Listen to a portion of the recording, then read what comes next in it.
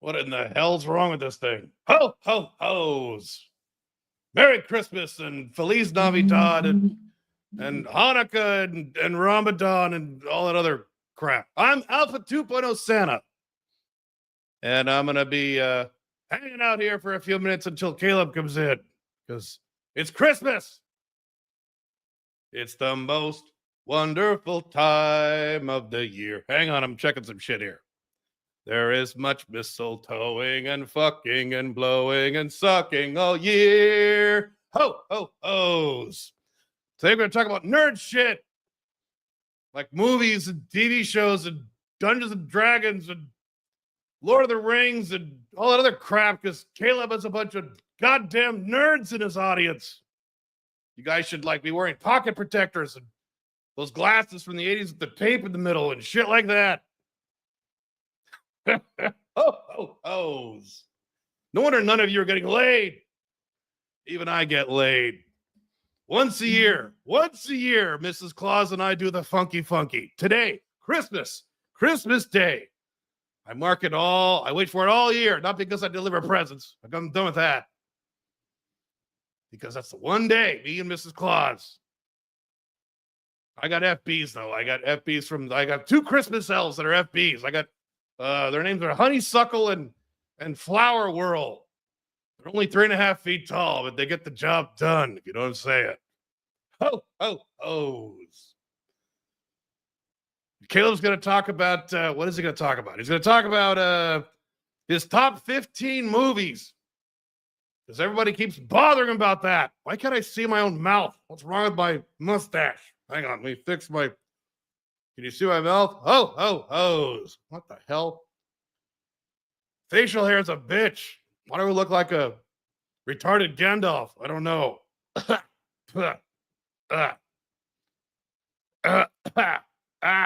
Hang on, I'm eating my own beard. I probably should have thought this through before I tried this. Hang on. Caleb will be here in a few minutes. Caleb's a bad boy this year. He gets a lump of coal under his tree. Lucky he doesn't get a lump of shit.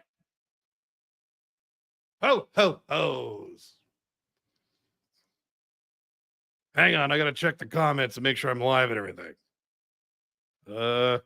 Holy shit.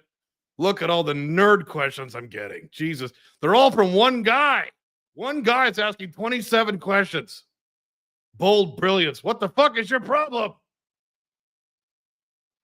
I don't think you're getting shit tonight for... Well, wait. It's already Christmas, right? I'm in Dubai, so it's like it's confusing with time zones. So, like, most of you, it's Christmas, the middle of Christmas Day, right? Right. So Christmas Eve was last night. So you already got your... I was already at your house. Like 1 billion houses I have to go to. I had to go to Ukraine and dodge cruise missiles and shit. Oh. Okay, hang on. All right. All right, I've had enough. I'm going to pass over to Caleb. This beard is driving me insane. All right. Let me get this thing off me. Well, that was like $15. All right, great. Woo! When I was an adult, when I was a dad, when my kids were really little, I dressed up as Santa Claus. And I said, I'm going to go to the store. Okay, I'll be right back. And I left and I went out in the garage and I actually dressed up. See, I was a good dad. I was actually an involved dad. I dressed up like Santa Claus, like the whole thing, like the whole outfit, and the beard and the wig and the hat and the boots and everything. And my daughter thought I was Santa. My son knew he was a little too old. So today what I'm going to talk about is just nerd shit, and I'll just kind of follow along. I mean, I have a few topics to cover, but it's just kind of free form. It's Christmas. You're lucky I'm doing this on Christmas. Hang on, let me adjust my chair. You guys have been asking me to do this for a long time, and so this is it. So yeah, so what I'm going to do is what I did is I went through every movie I've ever watched in my entire life. Took me a long time to do this, and I came up with my top 15 movies. See, now my mouth is all sweaty from that beard.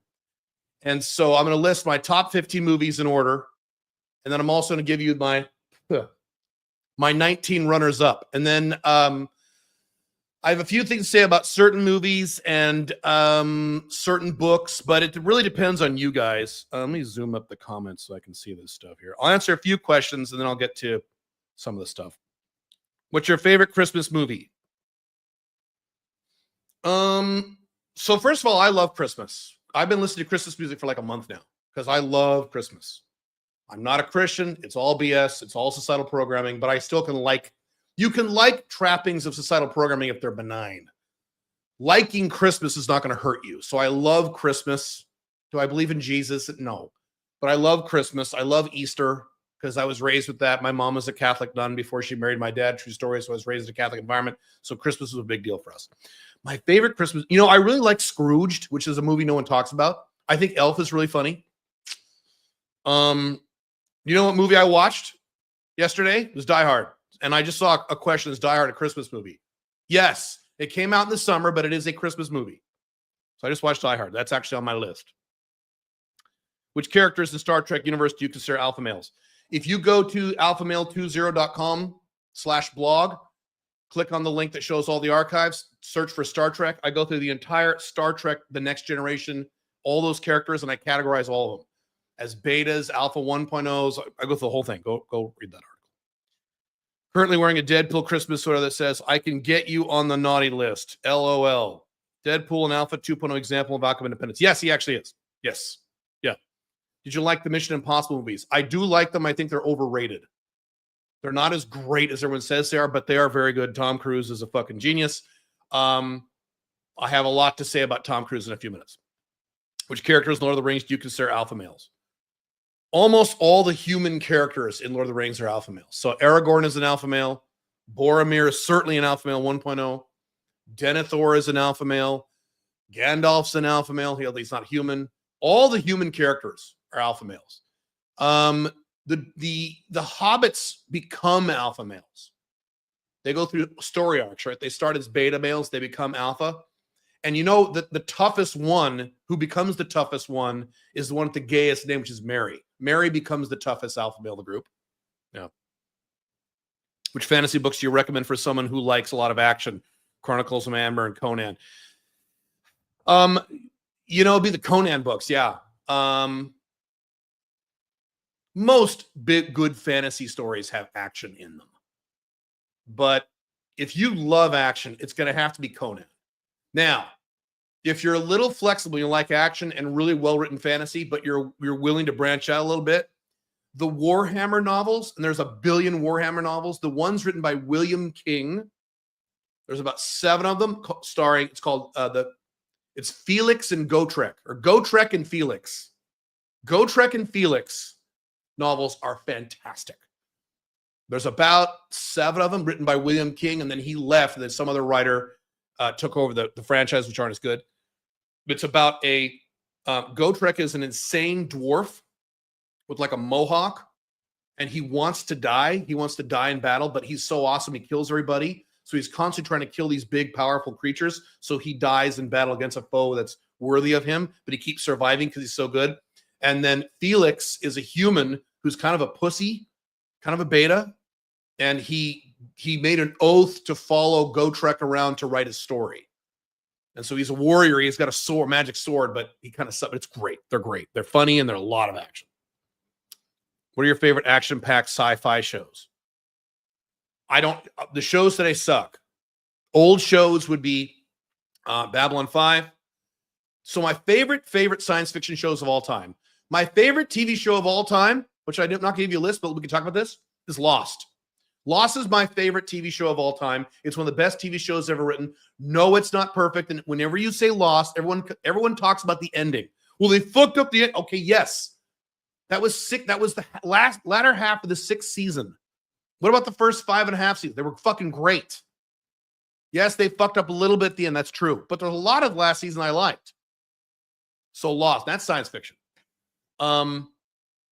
Second best sci-fi show of all time, in my opinion, is the Tom Baker version of Doctor Who and a little bit of the Peter Davison Doctor Who.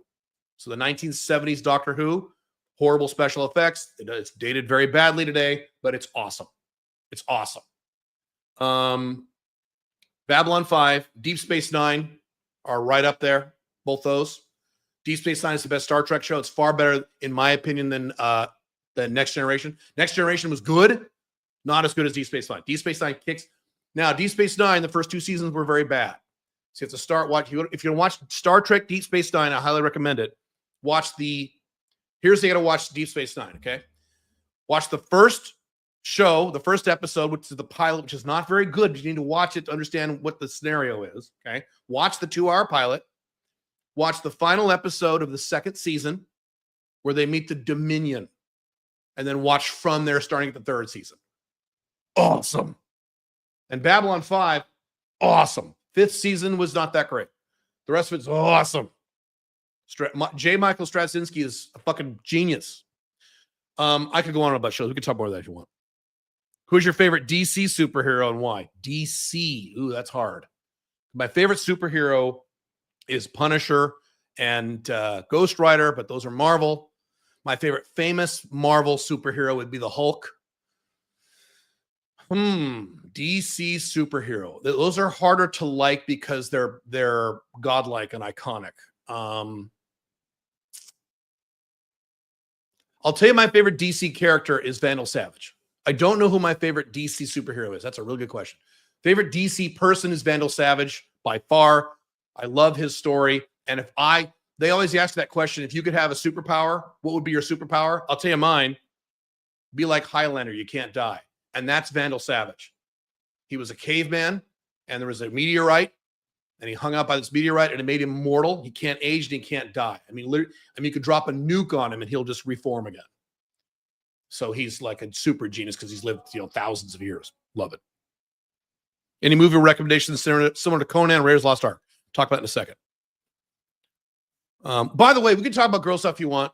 It's fine. I don't care. Today, it's whatever you want.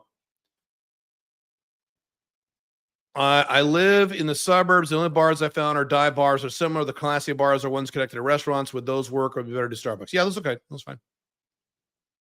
Considering having nerd stuff in my apartment like action figures and posters, have you ever had hot women get turned off by seeing other nerd stuff in your apartment? I mentioned this in a podcast a long time ago. One time. And I have this in the other room here. I had a girl in my apartment, not my apartment, my house. This is back when I lived in the United States. And she walks in, and I had the Lego, the Lego Tower of Orthanc. It's like 3.5 feet tall. It's right around the corner here. I brought it to Dubai. It's huge. It's all black. And she walks into my bedroom or my office, whatever it was, I forget. And she goes, "What's that?" I said, "That's the Lego Tower of Orthanc. What do you think it is?" She's like, "Oh my God, you're a nerd." Still had sex, so hey, Alchemy Independence. I don't have action figures and stuff. I do have some toys, but right down here. Matter of fact, I have a right there laying on the counter over there is a Megatron that I bought myself for Christmas. The Megatron that looks like Megatron in the cartoon, because I'm from the 80s, so I like the G1 Transformers. And I have Legos in there. I have Lego Star Wars shit, and I have the Lego. I'll have to show you one of these days. I have the Superstar Destroyer, and I got some Lego shit. But I don't have action figures. But do whatever you want. It's your house. I've seen talk online that Peter Parker should have chosen Ursula over Mary Jane. Agree or disagree? Who's Ursula? I don't know who that is. Who's Ursula? Ursula? Who's Ursula? Is she new? I don't know who that is, dude. And it's interesting. I don't know what that is. When you rewatch the original Star Wars trilogy, do you mind George Lucas's re-edits? Yes. Let's talk about that. Are you trying to find some scarce material? Okay, that's closest to the theatrical release. Here's what you need to do if you want to watch the original trilogy. It's called the Original Trilogy Final Edit. It came out about a year ago. It's a fan edit. And what these guys did is they took all the versions of Star Wars, Empire Strikes Back, and Return of the Jedi. They took out all the stupid shit, but they left in the things that like the later versions did well. Like in Empire Strikes Back, the special edition opens up the windows. That's cool. And that's true to the thing. It's something Lucas would have done had he done it. But it takes out the whole scene with fucking you know, with Jabba the Hutt and Han Solo in Star Wars. Those of you who've seen that scene, that is a terrible scene that ruins the movie, because the entire point of Han Solo in Star Wars is that he's running away from Jabba. Jabba is a scary villain you haven't seen yet. And by having this friendly little conversation, it kills that tension. George Lucas put it back in because George Lucas sucks. And if you've read the books on the making of Star Wars, and I have, George Lucas is a terrible writer. He's an idea guy, and he loves technology. He's not a good writer. He's a terrible director. He's a good person to have on your team, which is why the original trilogy was great. It wasn't great because of George Lucas. And back in the 80s, we didn't know this. We all thought George Lucas was some kind of genius. And then we found out when the prequels came on, Phantom Menace, you're like, oh, George Lucas and what the fuck he's doing. So no, the edits are so, what you do is you find the original Star Wars, the final edit. That's what it's called. It's awesome. It puts in all the good stuff from the later versions, but takes out all the stupid shit, like Greedo shooting first and all that garbage. But it leaves in the good shit. It actually puts in some of the deleted scenes too. Not all of them, because some of them are stupid. So that's the version you want to watch. The Star Wars prequels. So Phantom Menace, Attack of the Clones, which is kind of unwatchable. Okay. Phantom Menace is fun, even though it sucks. Attack of the Clones is unwatchable. Revenge of the Sith is okay. If you want to watch those, the ones you want to get are called the anti-cheese edit. I have these. You can download these. The anti-cheese edit or the no cheese edit. You'll just Google it. You'll find it. That is, they go into the 3 prequels and they take out all the stupid shit. All the stupid Jar Jar shit. Jar Jar's in it, but he's not stupid. They take out all that stupid crap and they make it, I don't know if they make it good. They make it better. So the original trilogy, the final edit, and then the prequel trilogy, the anti-cheese edit. Get those. They're awesome. Did you enjoy the movie 300? Fantastic. I love it. Yes, I own it. It's great. What is your favorite Star Wars movie? Empire Strikes Back. There's only 2 good Star Wars movies. And I know Star Wars nerds get mad, but it's true. There's only 2 great Star Wars movies. Star Wars, Empire Strikes Back. That's it. All other Star Wars movies that have ever been made are between mediocre and shit. And people forget this because of the love they have for Star Wars, including me. I have Star Wars fucking spaceships in my next room. So clearly I love Star Wars. But I'm rational. Empire Strikes Back and Star Wars were perfect, amazing movies. I saw them in the theater when I was a kid. It was a wonderful experience. Talked about this in podcasts. Then you saw Return of the Jedi, and even when I was a little kid, I was, let's see, Return of the Jedi was what, 1983, I think? So how old was I in 83? 11? Yeah. So I'm all excited for Return of the Jedi. Oh, so excited. And that first scene where you see the shuttle and there's the Death Star being constructed, the new one, the second one, even as a dumb 11-year-old kid, my first thought was, another Death Star? Really? Yeah, suck. Because Return of the Jedi was when George Lucas started exerting more control over the franchise. You can tell. Here's what I'm going to do. So Return of the Jedi has a lot of problems. Even though it's an enjoyable movie, Return of the Jedi and Phantom Menace are enjoyable movies to watch, but they are both bad. Or they have a lot of problems. Let's say, maybe not bad. They have a lot of problems. Okay? Here's what I'm going to do. And I'm really going to do this. I'm going to spend my own money to do this at some point in the next few years. I'm going to write a comic book, 1-issue comic book. I'm going to hire an artist to do this. I'm going to write it. And it's going to be titled something like Return of the Jedi, the version that makes sense. And I'm going to take Return of the Jedi and do what I did with Phantom Menace on my blogs. So years ago, I wrote an article, here's the Phantom Menace rewritten if it made sense. And I'm going to keep as close to Lucas's vision as I can, but take out all the dumb shit in Return of the Jedi that doesn't make sense. Why would the Empire make another Death Star where you blow up one little thing and the entire thing blows up again? That's fucking stupid. Why would they do that? Why would the Emperor make that mistake when the Emperor is the smartest character in the entire Star Wars franchise? He's always 10 steps ahead of everybody else. Always. Why would he be that dumb? He wouldn't. So what if the rebels couldn't destroy the second Death Star just by blowing something up? What would happen? How the fuck did the Ewoks, these little teddy bears with, arrows, take out a, quote, legion of my best troops? That doesn't make sense. How does Boba Fett, who in Empire Strikes Back is this big fucking badass, the most badass bounty hunter in the galaxy, how is he killed by a guy who can't see with a stick going click, oops, and he dies? That doesn't make sense. So I'm going to rewrite Return of the Jedi. It's going to be the same thing, except it's going to make sense. I'm going to do this. This is not a fantasy. I'm going to do this. I'm so upset about this. If someone is having literally zero sex, would that person be an exception for not sending swipes and dating during the dead zone? No. Why would that person be an exception? Yeah, wait till January 2nd. Did you enjoy any of the DC animated TV shows? Yes. Justice League especially. Justice League, the DC animated Justice League and Justice League Unlimited is, in my opinion, the best superhero TV show ever made by far. Batman, the anime series, also very good. Superman, the animated series, very good. Justice League is fantastic. Fantastic. I will still rewatch those from time to time. See, now my mouth itches from wearing that beard. Have you read Wheel of Time? Do you like it?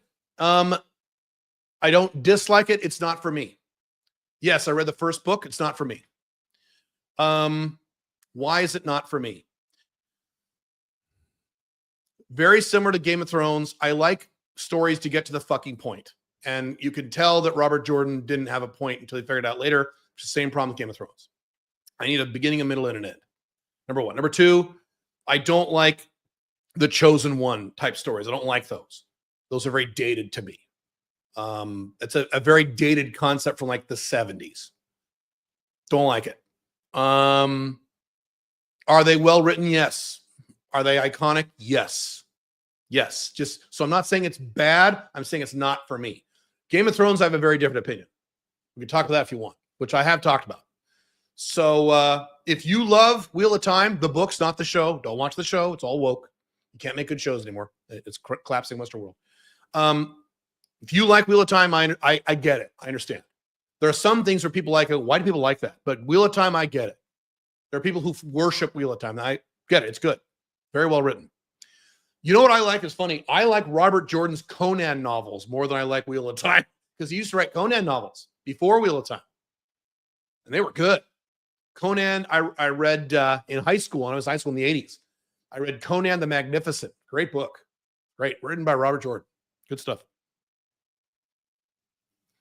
Are you by yourself on this Christmas day? Yes. I chose to do my big thing, my big holiday thing for Thanksgiving, as I bitched about many times on podcasts before this. Today I'm alone, which I kind of like. I do have a female here. She is back home in Germany with her family. And she just sent me a text saying, Germany sucks. I want to come back to Dubai. Because she's, seriously, this is what happens when you live in Dubai and you go back home. This is what happens. This happens to me. This happens to everyone I know. When you go back home to your collapsing Western country, she's German. So she's Italian racially, but she's German, raised German. And went back to Germany and for Christmas and New Year's. Her plan was to come back around January, what was her date, 6th or 7th? She just sent me a text right before this live stream. I hate it here. I hate Germany. I'm not comfortable here. I want to come back. I said, sweetie, then come back. It's your life. Come back.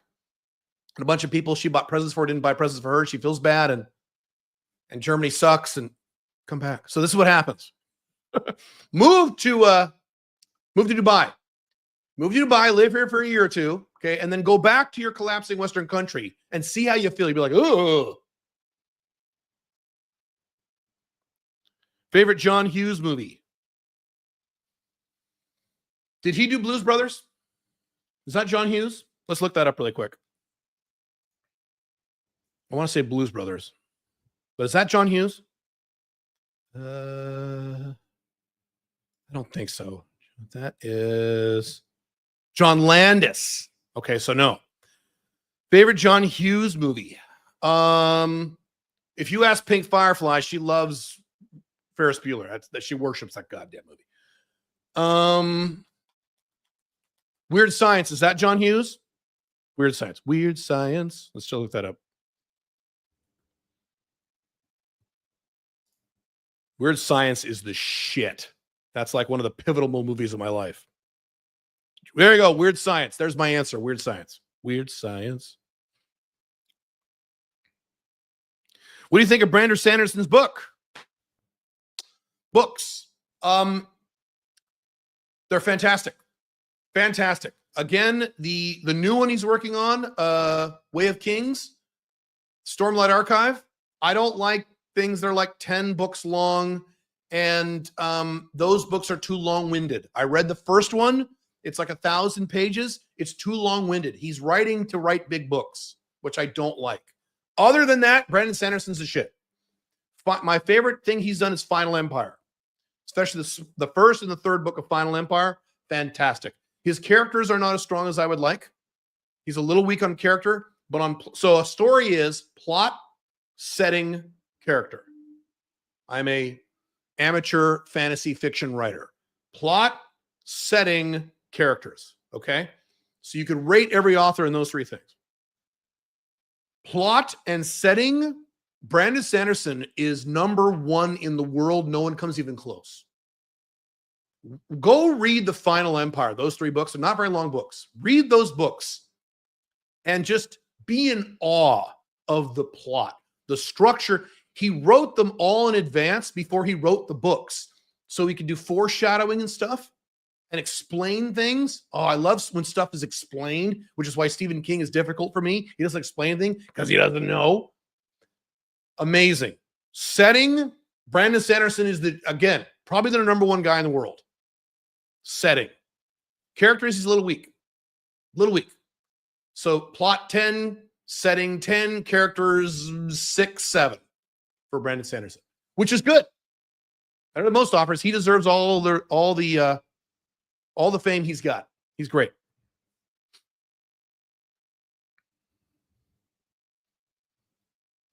What's your favorite Aussie song and album? Favorite album is Tribute. Randy Rhoads Tribute is probably my favorite album. Favorite song. I can't give you one. There's so many. Over the Mountain.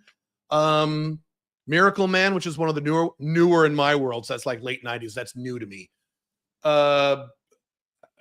It's not Crazy Train. That's the one. The songs that most metal guys are known for are not their best songs. Like Def Leppard. What was the most famous Def Leppard song? Pour Some Sugar on Me. Because that song sucks. That's one of the worst songs in the Hysteria album. And Hysteria is one of the greatest albums ever made in the hard rock genre. And that's one of the worst songs on it. But that was one that was popular back in 87 when I was in high school. So Ozzy, the same kind of thing. It's his songs that are a little lesser known are better. Tried reeling Malazan, but kind of felt like it was a chore work instead of enjoyable. Did you have that feeling? Yes, correct. So what he's referring to is, in my opinion, the best fantasy series ever written, which is called Malazan Book of the Fallen by Steven Erikson. However, he purposely wrote it without any exposition. So it's this super complex world, way more complex than Game of Thrones, but he doesn't explain anything. So you read the first book, and it's a 10-book series. The final 2 books are very bad, but the first 8 are great because he has a real thing. And they're not super fucking long. He doesn't right to make them long like fucking George R. R. Martin and Brandon Sanderson. When you read the first book, which is called Gardens of the Moon, he had conversations with his publisher, and they literally said, we're going to lose most readers in the first 100 pages. So most people who read that first book can't finish it because he doesn't explain anything. He writes it as if you know everything already. And so it's really hard work. Malazan Book of the Fallen is very hard work. But if you have the personality to stick through something like that, most people don't. I understand if you don't. But if you do, the rewards are amazing. Same exact thing with Silmarillion. Tolkien's best book is not Lord of the Rings. It's not The Hobbit. It's the Silmarillion. That's his best book. But it is very hard to read if you're not ready for its work. You have to truly enjoy Silmarillion, you have to have a computer screen in front of you to look shit up. or you have to write notes of all the people's characters' names. You do. Well, that sounds like a lot of work. It is. It is. So it's not for everybody. I love that shit.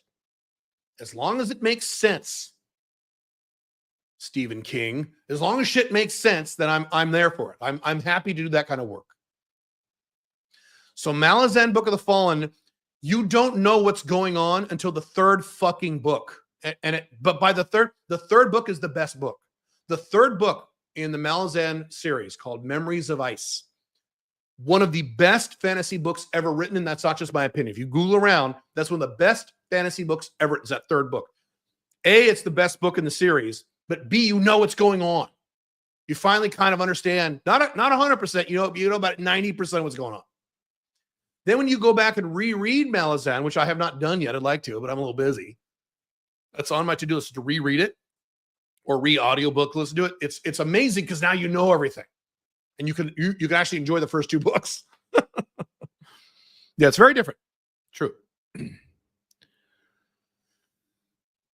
Favorite Aussie guitarist, Randy Rhoads. Jack Lee or Zakk Wylde. So he got the best guitarists. Ozzy Osbourne was one of the reasons he was so good. He picked the best guitarists in the industry. So they're all good. Randy Rhoads is the best. He's the best. He's the best. He's the best. Zakk Wylde is awesome. Zakk Wylde's a really funny character. They're all good, but Randy Rhoads is the best. Yeah. My favorite Tom Cruise movie is Edge of Tomorrow. That's not my favorite Tom Cruise movie. I'll show you what mine is in a minute. Did you see Violent Night? What is your thoughts? No. What is that? Violent Night. No, I don't watch movies, remember, anymore because movies suck. I don't watch very many new movies. I'll try those Warhammer novels. Yeah. Only recently watched Conan. Thulsa Doom is such a great guy. I hope they never try to reboot him. You know, for a while they were going to do King Conan now that Arnold is old. If Hollywood was in the shape it was in the 80s or the 70s or even the early 90s, that'd be awesome. But it's not. So I don't want them. You're right. I don't want them to do another Conan movie. Please don't. My whole life, I wanted them to do another one of my all-time favorite fantasy series is The Chronicles of Amber by Roger Zelazny. I wrote an entire blog article about my favorite character of all time, Corwin of Amber. He's in those books. He's in the first 5. So my fantasy for most of my adult life was to make movies out of those books, the same way that Peter Jackson made the Lord of the Rings movies. Now I hope they don't touch it.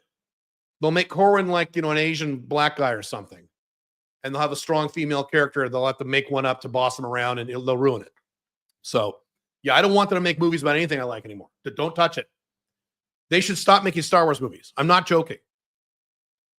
They should stop making Star Trek movies. They definitely got to stop making Star Trek shows. Stop. Just stop. Let it rest and be awesome. Come up with something new, which Hollywood can't. TV peaked in 2000s, 2010s. Correct. TV peaked around Breaking Bad, and then it's all shit after that. Yeah. Mm-hmm. Any good recent action movies? No, there aren't. Name one. A good recent action movie, other than the John Wick movies. But John Wick 4 has a problem. He's turned into Superman. So I talked about this. I mentioned this. So the first few John Wick movies are great. Now it's becoming this parody of itself, like the Fast and Furious movies did. So John Wick 4 is now in the Fast and Furious zone where, a bad guy gets hit by a car and he dies. John Wick gets hit by a car and he goes, oh, and he just gets back up and he's fine. You're like, end of John Wick 3, he fell off a fucking building. He got shot and fell off a building. It's fine. Oops. So, yeah, no. Do you like real life war movies? Real life. What's a real life war movie? Like Saving Private Ryan? Yes, love them. Real life war movie. You need to go on Netflix. If you like war shit, it's called World War II in Color. Amazing. What an amazing experience that is. It's like 10 episodes. It's a documentary series. And they have all this footage that they either got in real color or they colorized. And it just goes through in all of World War II, the whole thing from beginning to end, every little detail. Amazing. What an amazing, I should rewatch that. So good. What do you think of the Shanghai scene in Skyfall, where he's swimming at the very top of the skyscraper? Yeah, That scene and the scene in Mission Impossible 3, where Tom Cruise is on the edge of one of the buildings in the Pudong district, which is where I hang out when I go to Shanghai. One of my favorite spots in the world. Yes, love it. Love it to death. Is Seinfeld funny to you? No. It took me till my late 20s to find out how funny that show is. It is funny. It's well written. It's not for me. Now, here's what's really interesting. You know what show I do find very funny was written by the same guy as Curb Your Enthusiasm. Curb Your Enthusiasm is what Seinfeld could have been if it was rated R. So I love Curb Your Enthusiasm. I think it's great. Curb is awesome. Written by Larry David, just like Seinfeld was. I've tried to like Seinfeld. It just doesn't do it for me. It's cute. It's not funny to me. I understand it is objectively funny, but not to me. It's just not for me. But Curb is the shit. Love Curb. Curb is great. Thoughts on the 80s Outsider film? Outsiders. I liked it. It wasn't one of my favorite. There were so many movies to like in the 80s that just wasn't one of my favorites, but I liked it. It was good. Sure. Is it doable for an alpha male 2.0 in an LOTR marriage to live in a separate home from his wife who takes care of kids in her apartment when they are super young and they visit half a week? Yes. Go read my book. Read my book, The Ultimate Open Marriage Manual. I talk about the dual live-in OLTR or virtual live-in OLTR. Yes, absolutely, you can do that. Dad visits wife and kids half the week. Absolutely, sure. Thoughts on American Graffiti? Very good. Fantastic. American Graffiti is fantastic. Here's what's interesting about American Graffiti. There is normally a 20-year nostalgia delay. So in the 70s, you had movies and TV shows that glorified the 50s because there's lots of 50s nostalgia in the 70s. So you had American Graffiti, you had Lords of Flatbush, you had Happy Days, which I will still watch reruns to this day. Happy Days was awesome, all in the 70s, about the 50s. Then in the 90s, what did you have in the 90s? That 70s show, 20 years. Then around 2000s and a little 2010s, there's a lot of 80s nostalgia, right? That's kind of bled over to now. A lot of movies and TV shows now have that synthesizer music. It was really popular in the 80s, that in the 90s and early 2000s was considered dated. Isn't that interesting? What do you think of the Jason Bourne series? The first one was very good. The second one was shit because there's too much shaky cam. So the second Bourne movie sucks. The camera's all over and it's just ridiculous. The third one is fantastic. Probably my favorite. Bourne Supremacy, the third one. Third one's great. Fourth one ruined the first three, which is what happens when you make too many movies in a franchise. They completely ruined the character of Jason Bourne. What is your favorite fictional society? Something libertarian or anarchist? Atlas Shrugged, Atlas Shrugged, Atlas Shrugged, Atlas Shrugged. If you are a libertarian or anarchist, you need to read Atlas Shrugged. It's fiction, it's bullshit, but it's good bullshit. It's like eating candy. If you're a libertarian or an anarchist and you have not read Atlas Shrugged, what the fuck are you doing? Go get it right now or listen to the audiobook. Don't watch the movies. They're very bad.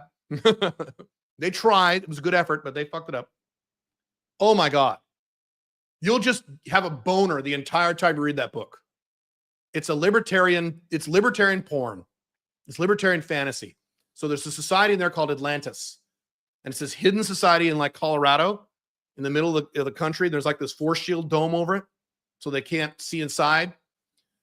Radar doesn't penetrate it. And it's all these people like Elon Musk. It's all these entrepreneurs and philosophers and business people and, fitness experts who don't want to be taxed and don't want to be regulated. And they all live in this little society. And it's like this anarchist society where there's everything is paid for. Read Atlas Shrugged. Would you ever create an animated movie from scratch with the help of AI in the future?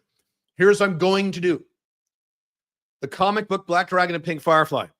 I'm in the process of hiring an actual professional artist to continue that series. I have the first 5 that I gave up for free a year ago. Issue 6 is done with my daughter doing the art. Starting with issue 7, I've written all the issues out to issue 11, and I've written arcs out to issue 40. I'm going to use that to promote the Alpha 2.0 brand. Do that for a few months. starting maybe, I don't know, February next year. We'll see. And then, yes, I want to do an animated cartoon, even if it's 10-minute episodes of Black Dragon and Pink Firefly, which would be a violent, funny, politically incorrect fantasy series. The closest comparison you could make if you watch The Legend of Vox Machina. Those of you know what that is. Those are the Critical Role people. They have a TV series. But they did it on Kickstarter or something. The first season is kind of shitty. The second season is very good. And that's going to be my competition. And it's going to be tough because the second season is really good. They did a good job. But it's still modern day woke. There's some woke shit in there. I don't have any woke shit. Are you kidding? No. We'll have sex and nudity and women with big tits and alpha male characters who don't need help from women, and just like the 80s. So yes, that is on the agenda. I'm waiting for AI to make animation cheaper. I don't think it's happened yet. Animation is, I don't know if you know, animation is extremely expensive.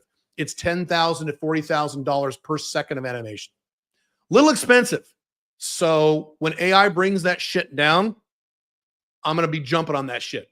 Yes, because I can voice some of the characters myself. My friends can voice the characters. I can write it. The only expense for me will be the music. The music has to be really good. My brother does music, but I don't know if he's up to the task. We'll see. Anyway, so that's my plan. All right, let me go through my favorite movies because I want to get this over with. You guys we'll continue with the conversation because you guys ask me this all the time. So I'm going to bring this up. So here's what I did. I went back through my old archives. I have all my data from all my hard drives back to the mid-1990s. I still have them in my archive. And I went back through all those, and I had lists of movies and lists of movies I had in VHS and my favorite movies. I used boxofficemojo.com to go back to movies starting from 1977 to remind myself of every movie I've watched. This took me several days to do. You're welcome. And I came up with the top, what's 15 plus 19?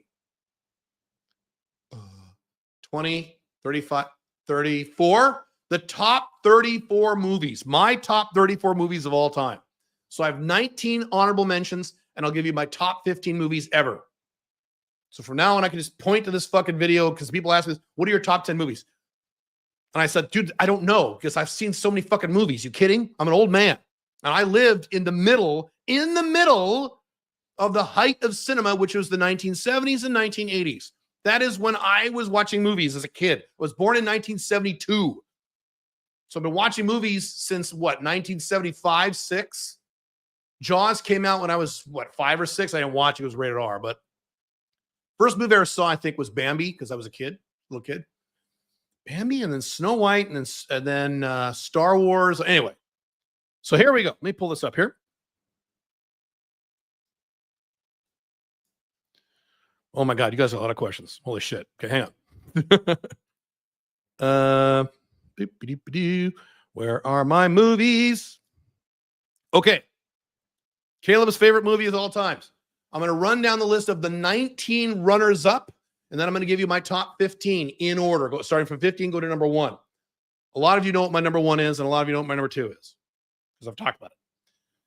These are movies. These are not the best movies ever made. These are Caleb's favorite movies. There's a difference. Okay. The Godfather is not on this list, but that's one of the best movies ever made. The Sting is not on this list, but that's one of the best movies ever made. If you ask me, but Caleb, when I go through this list, you say, but Caleb, what about, and you name some cool movie? These aren't the only movies I like. These are the top 34. There's probably about 150 movies I like. Maybe 100. Maybe 100. So here we go. Runners up, 19. In alphabetical order. Here we are.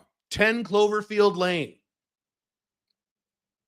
Awesome. You'll find, by the way, almost all these movies are much prior to 2015, because they don't make good movies anymore. Next one, A Fish Called Wanda. That is my second favorite comedy of all time. Fantastic writing. John Cleese is probably the second funniest man to ever live other than Robin Williams. Blade 2. It has some CGI that doesn't hold up. Other than that, One of my favorite action movies of all time. One of the best alpha male movies of all time. Blade 2. Blade 1 was great. Blade 2 is way better. Braveheart. Freedom. And it's alpha male. Now, there's another historical movie on this list. Braveheart was not historically accurate at all. Okay, you watch it as a theatrical experience, not as a historical experience. If you want a historical experience, read a historical book or watch a documentary. Braveheart was not historically accurate, but that's okay. Fucking awesome. Dark Knight, kind of obvious. Don't need to say a lot about that. Hateful Eight. Hateful Eight is probably my favorite Western of all time. It almost doesn't feel like a Western. There's another Western on this list. It is my favorite Quentin Tarantino movie. And I like pretty much all of his movies. He's the only guy I still like. Tarantino and Christopher Nolan. Martin Scorsese's okay. He's starting to lose it, though. Avengers Infinity War. Avengers Infinity War was they say triumph. Like, movie critics say it's a triumph. That was a triumph because they integrated so many characters and did it well. That's really hard to do. Every character had character beats and character moments. There are like 30 characters in that movie. And it addresses every character perfectly. You know how hard that is? Endgame was a big step down. Endgame's a fun movie. Most of the good stuff of Endgame's at the big battle at the end. There's a lot of plot holes with Endgame, a lot of problems with Endgame. We can talk about it if you want. Endgame was a big step down from Infinity War. Infinity War is a perfect movie. To make a perfect movie with that many characters, I can't believe they pulled it off. Then Infinity War is probably the end of the era of decent movies. That was that 2018. I stopped watching movies in earnest in 2017, somewhere around there. Kingdom of Heaven, another historical movie. Kingdom of Heaven is about the Crusades. It is a completely historically inaccurate movie, and the plot is fucking stupid. So if you watch Kingdom of Heaven because I said it was good, remember I said the plot is stupid, doesn't make any sense, it's ridiculous, it's completely historically inaccurate. They portray these medieval Arabs as honorable, good people who would never kill anybody. And then the Templars are all literally, they're literally insane psycho murderers. It doesn't make any sense. But the feel of that movie, the look of that movie, the visuals of that movie, the way the characters look, the way they speak, the music of that movie, it's great. It's Ridley Scott before he started to suck ass. It's fantastic. But remember, plot's stupid. Very stupid. Very stupid. But it's a fun movie. Limitless. It's a semi-business movie, which is what I like. Smokin' Aces. Smokin' Aces is one of these action movies, one of the best action movies ever made that everyone forgot about or no one ever saw. I bet a lot of you or most of you have never seen Smokin' Aces. Like 2006, go watch Smokin' Aces. And you will be shocked at how crazy the cast is. Every famous person you can think of is in that movie. I mean, like every famous person. I mean, it's insane. Fantastic. Go watch Smokin' Aces. Great. Step Brothers, probably one of the funniest movies ever made. Tommy Boy is also ranks up there. One of the funniest movies ever made. Fish Called Wanda, the original Ghostbusters movie. There's a bunch, but Step Brothers probably made me laugh out loud more than any other movie. And it's amazing considering that movie was ad-libbed. Avengers, the first Avengers movie. We forget how good that movie was because it was so long ago, and there's so many other Marvel movies that have come after it. You forget about the Avengers. I rewatched the Avengers 2-3 years ago, and I'm like, my God, this is a good movie. I forgot how good of a movie this is. It's a really good fucking movie. It starts a little weak. The first scene's a little weak, but then it's amazing. The Matrix, the first one. Enough said. Don't even talk about that. The Prestige, another Christopher Nolan movie. The plotting is perfect. The characters are perfect. The reveals are perfect. The twists are perfect. It's just fantastic. The ending really makes you think. I still think about the ending. I'm not going to ruin the ending. If you already see it, you understand. Some people didn't understand the ending. I mean, if you take a girl out to like watch The Prestige, she's like, so what? I don't, you have to explain it, you know, but hey, it's good. Time Bandits, one of my favorite movies from when I was a kid, one of the more foundational movies of my life. A perfect movie for what it is. Time Bandits. Amazing. I mean, my heart sings when I watch Time Bandits. Same on that same vein, Tron, the first Tron, one of the pivotal movies of my childhood. Doesn't hold up anymore. The special effects don't. Years ago, like, 10 years ago when my daughter was in high school, I'm like, I'm going to show you this movie. It's called Tron. It's awesome. She's like, oh, cool. Okay. Because she likes nerd shit. And she's watching going, this is the dumbest fucking thing I've ever seen. Are you kidding me with this special effects? I'm like, shut up. This was awesome back then in 1982. Anyway, Unforgiven. Probably my second favorite cowboy movie, right under Hateful Eight. My favorite true cowboy movie. Probably my favorite Clint Eastwood movie. I don't know about that. I have to think about that. There's a bunch of Clint Eastwood movies I like, so I don't know about that. But Unforgiven's the shit. Usual Suspects, perfect movie. And the way they did the music with that movie, the reveals, that's written by Steve McQuarrie, who does now the Mission Impossible movies. I wish Steve McQuarrie, his last name's McQuarrie, I forget his first name. I wish he took the plotting of Usual Suspects and implemented more of that into the Mission Impossible movies. X-Men 2, the second X-Men movie called X2. It did the same thing that Avengers Infinity War did before that. It took all these characters. There's a shitload of characters in that movie. And it handles all of them perfectly. Perfect arcs for every character. Perfect beats for every character. It's great. Great movie. Okay. So those are my 19 runners-up. Hang on a second here.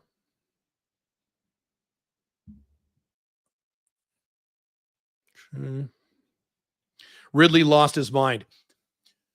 Ridley is the example. Quentin Tarantino has talked about this, where you have to eventually retire and stop making movies because you're going to start to suck. Ridley was one of the best filmmakers in history, and now he's just fucking awful because he's fucking in his 80s and he needs to just stop. And, I'm sure he'll die if he stops, but so I get it, but he should work on something else. Okay. Caleb's top 15 movies of all time. You ready? Here we go. You ready? I've been asked this question for 13, 14 years. People have begged me to do this. Here we go. Finally. Number 15. By the way, you're going to see on this top 15 list, only this movie, number 15, is relatively new. All the other movies are from a while ago. Because again, they don't make good movies anymore. Okay? Number 15, Captain America Civil War. The best movie of the last, of the shitty era of the last 10 years or so. Not only the action movie, but the characters and the politics that it brings up. And it's interesting to have a movie where both sides have a point. I'm on Captain America's side. I'm a libertarian. And it's interesting to watch what's also cool about that movie is that the characters in that movie have their opinions, their political opinions, because of their own shortcomings. Sound familiar? Woke people, left-wingers, Trump supporters. So Iron Man has the authoritarian opinion he has because he's the one who fucked up and created Ultron. It's his fault. And he says, we need to be put in check. No, Iron Man, you need to be put in check. Not other people, you. It's fascinating. Number 15. Number 14, First Blood. The very first Rambo movie that most people have forgotten about. So when you say the word Rambo, you picture Rambo 2, where he's shirtless and he has the bandana and he's got the M60 and he's mowing down people in Vietnam And he's like, I'm your worst nightmare. And he's like blowing up helicopters with arrows. Okay. That was a tonal shift far away from the first movie, which is First Blood. And most people who know what Rambo is have never seen First Blood, where he's not Rambo. He's just John Rambo. He's just a Vietnam vet. He's just a guy. And he stumbles across some asshole cops and shit gets real. And it happens, the first half of the movie happens in a forest. Oh, it's so good. The score, the Jerry Goldsmith score, I still listen to that to this day. First Blood is one of the best action movies ever made.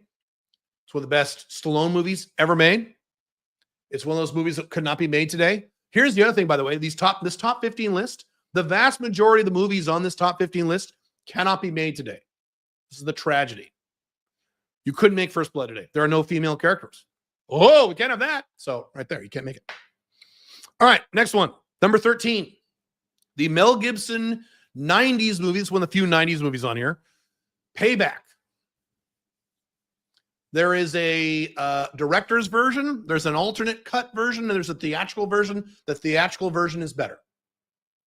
If you have not seen Payback, Payback is the only Hollywood movie that I know of where the protagonist is a bad guy, but they handle it like a bad guy. There's a movie out right now called Kraven the Hunter, which you shouldn't see because why would you? Kraven the Hunter is a villain, but in the movie, he's a good guy. These horrible Venom movies, Venom's a bad guy, but he's a good guy in the movies. Hollywood doesn't know how to make bad guys into good guys. The last Punisher Netflix TV series was shit. Punisher's my favorite superhero. Punisher's not a good guy. He's not. He's not a bad guy, but he's not a good guy. But he was a good guy. They can't do it. But Payback, they're able to do this. So the only Hollywood movies I can think of where they're able to kind of pull that off. Oh, number 12. Oh, this one's awesome. Okay, hang on. Let me check technology here.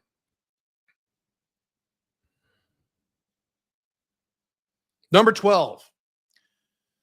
The 1992 movie. There are several movies of this title, so be sure you get the correct one.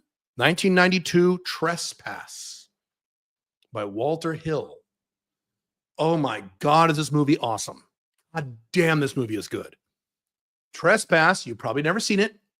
Could never be made today. It is about two hicks in Alabama who come across a treasure map in an abandoned building in St. Louis. So they drive up to St. Louis.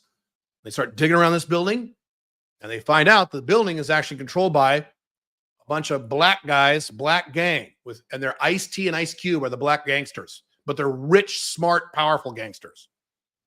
And shit goes down. It is nonstop action, wall to wall. They're trapped in this building.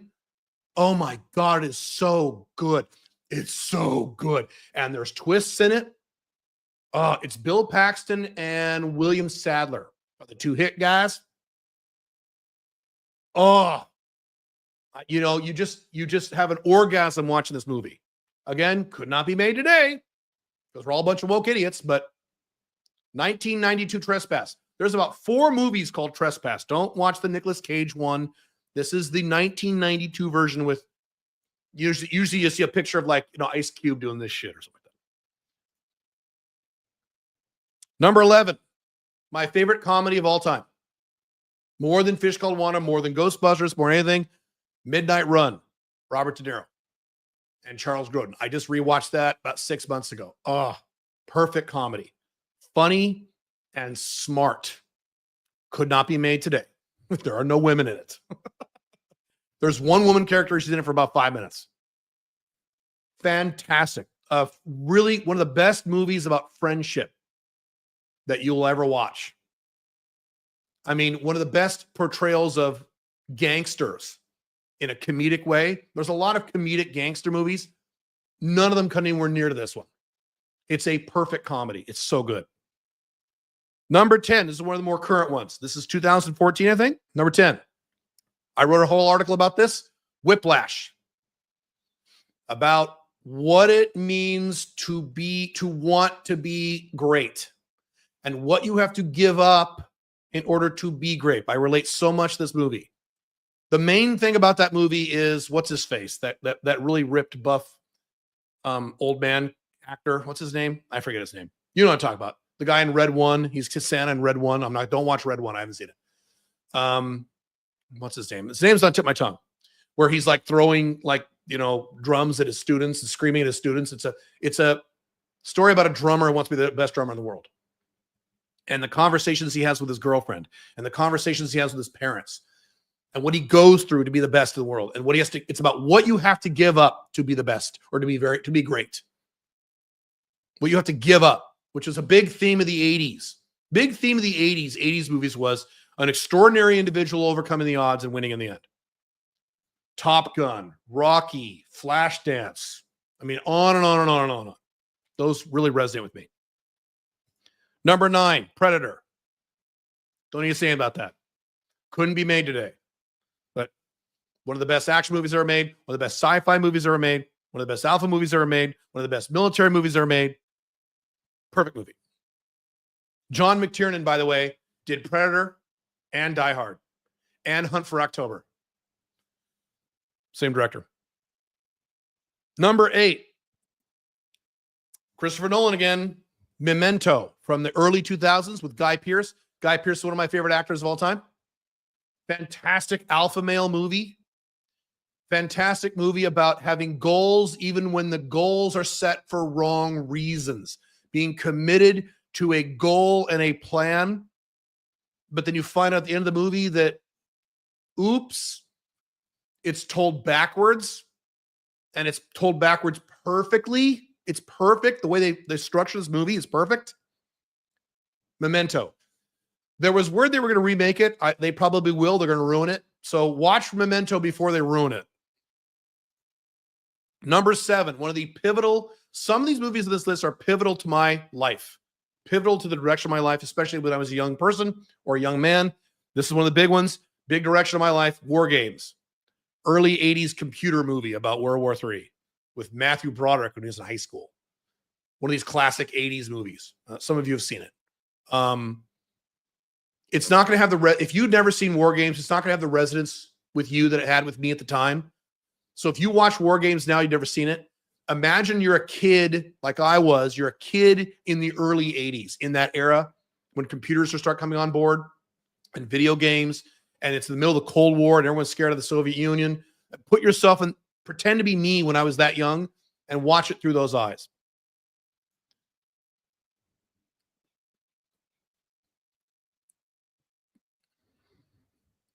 Number 6, Die Hard.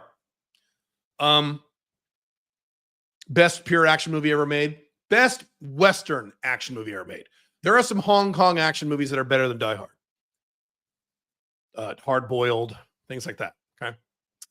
But best Western action movie probably ever made. It defined a lot of the action genre. I just watched it yesterday and I loved every minute of it. Loved it. It was like, and I had forgotten a lot of it. It's just great. And it also showed that the reason it was revolutionary at the time is action movies in the 80s where it's about Stallone and Schwarzenegger, these big superhuman guys. Bruce Willis was some dorky guy on a show called Moonlighting. He had never done action before. So you're like, Bruce Willis is in an action movie? And there was a whole bunch of doubt with the studio. Like, this is going to flop. No one's going to see Bruce Willis in a fucking action movie. And Bruce Willis is not buff. He's not ripped. He's scared the entire time. The entire time he's scared. The difference between that and these Mary Sue movies they have now with these kick-ass women who are never scared and they know exactly what to do and they just kick ass and they solve all these problems. They're good at everything. Bruce Willis is scared. He makes mistakes. He gets overly emotional. He's very outcome dependent. He's extremely emotional. I mean, he just freaks out. It is perfect. Number 5, Aliens. Alien is also a perfect movie. Aliens is, in my world, a little notch better. Aliens. One of the best sci-fi movies are made. Best military movies are made. I mean, Predator's on this list too. Predator and Aliens are right there. James Cameron is a genius. He's an a-hole in real life, but he's a genius. Kind of like he's the movie version of Steve Jobs. Avatar was really great. Titanic was really good. It was very politically biased, and James Cameron's a big left-winger, and Avatar is a big left-wing movie, and blah, blah, blah. But anyway, Aliens, Fucking awesome.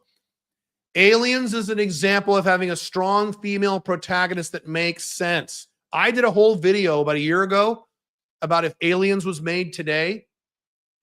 Here's what I said about that really quick.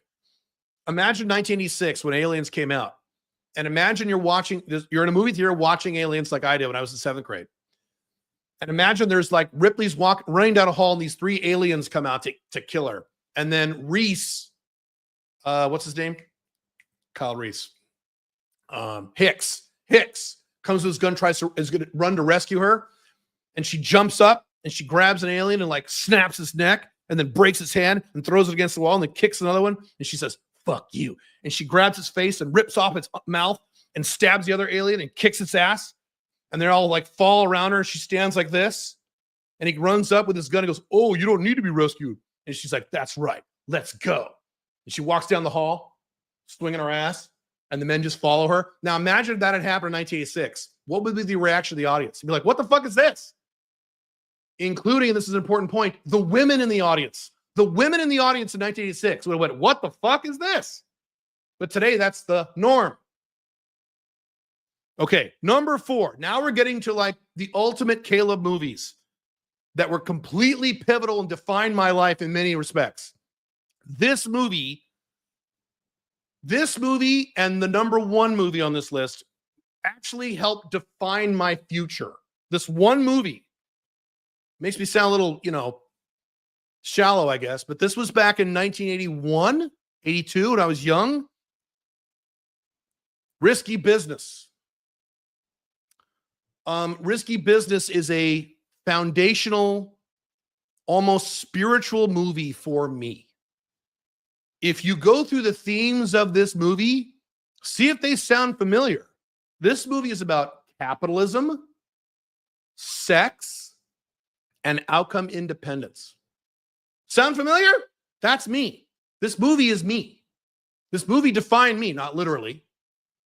But when I watched this movie when I was a kid, it just something wired into me. I'm like, okay, yes, everything in this movie is the way I want to live. Not literally. It's Tom Cruise, and he's a high school student, and he starts banging a hooker. And if I just describe it to you, it just sounds stupid. You got to watch the movie. He starts getting a bunch of other hookers. He hooks up the hookers with his other upper class buddies in high school. And he makes a bunch of money. And there's a pimp that goes after him, and it's a sex comedy, but it's a sex comedy that's filmed like a serious art film. There were lots of sex comedies in the early 80s because in the 80s, you young guys, in the 80s in movies, we had this thing, you may have heard of it. It was called nudity. And so in the 80s, you saw women's tits and their asses and their pussies sometimes. In Risky Business, you see all 3. And guys would like grab them because that's what men do. Can't do that anymore because we're in a collapsing society now. But anyway, where was I going with this? Oh, sex comedies in the 80s were stupid. They were like Porky's and Hard Bodies, and they were stupid. The director and writer of Risky Business said, I'm going to feel this like a serious movie with real movie making ability and skill. So it's a beautifully filmed and shot movie. And it's a sex comedy. And it's about outcome independence. I've written about this. Tom Cruise is this guy in high school, and he's all worried about getting into a good college because he's this upper middle class kid, and his parents are on his ass about seceding. And I wasn't like that in the 80s. My parents didn't have any money until much later. But I had a lot of buddies like this. We're all stressed out about getting into a good college. And so I related to that because I knew buddies like that. And his best friend, who was Booger, I call him Booger. He was Booger in the Revenge of the Nerds movies. He was also in Moonlighting, that guy. The quote from that movie is, sometimes in life, you just got to say, what the fuck, which is relax and stop giving a shit. And the arc of Tom Cruise's character is by the end of the movie, he's outcome independent.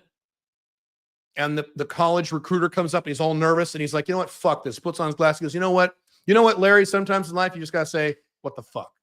And he gets in because he's outcome independent.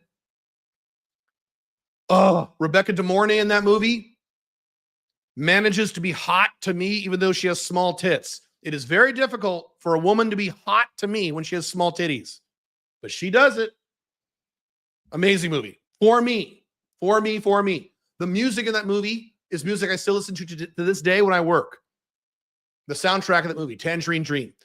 If you Google or YouTube search Love on a Real Train and listen to that music, you'll recognize it because it's become iconic now. Number 3 on this list, excuse me, Terminator 2. I don't need to say why. You know why. Terminator 2. Terminator was amazing. First Terminator was awesome. Terminator 2 is better. Again, James Cameron's a genius. Another example of a strong female character done in a way that makes sense. Sarah Connor in Terminator 2 is a strong, confident, badass female character, but she has flaws. She's a human being. She's not a Mary Sue. She fucks up, doesn't she? And she has some personality traits that are kind of shitty. Awesome. Number 2. All 3 Lord of the Rings movies, the extended editions, I treat them as one movie because that's how they were filmed. So all 3, put them together, the extended editions, it ends up being like an 11.5-hour movie. Lord of the Rings was my entire life when I was a little kid in the 80s. I read it over and over and over again. I read Silmarillion and The Hobbit. I would do like book reports on it. And when I was in 5th grade, I'd be reading it all night. And, you know, big deal to me. And I wish and hope that someday they would make a movie, but I said they could never make a movie because it'd be too long. Then when they announced they were making it, I was really nervous. I said, oh my God, they're going to fuck it up. And this is the 90s when they weren't fucking up as many things as they fuck up now. Like, they don't fuck it up. I hope they don't fuck it up. I don't know. Watched Fellowship of the Ring, came home. It was one of the few times in my adult life I cried.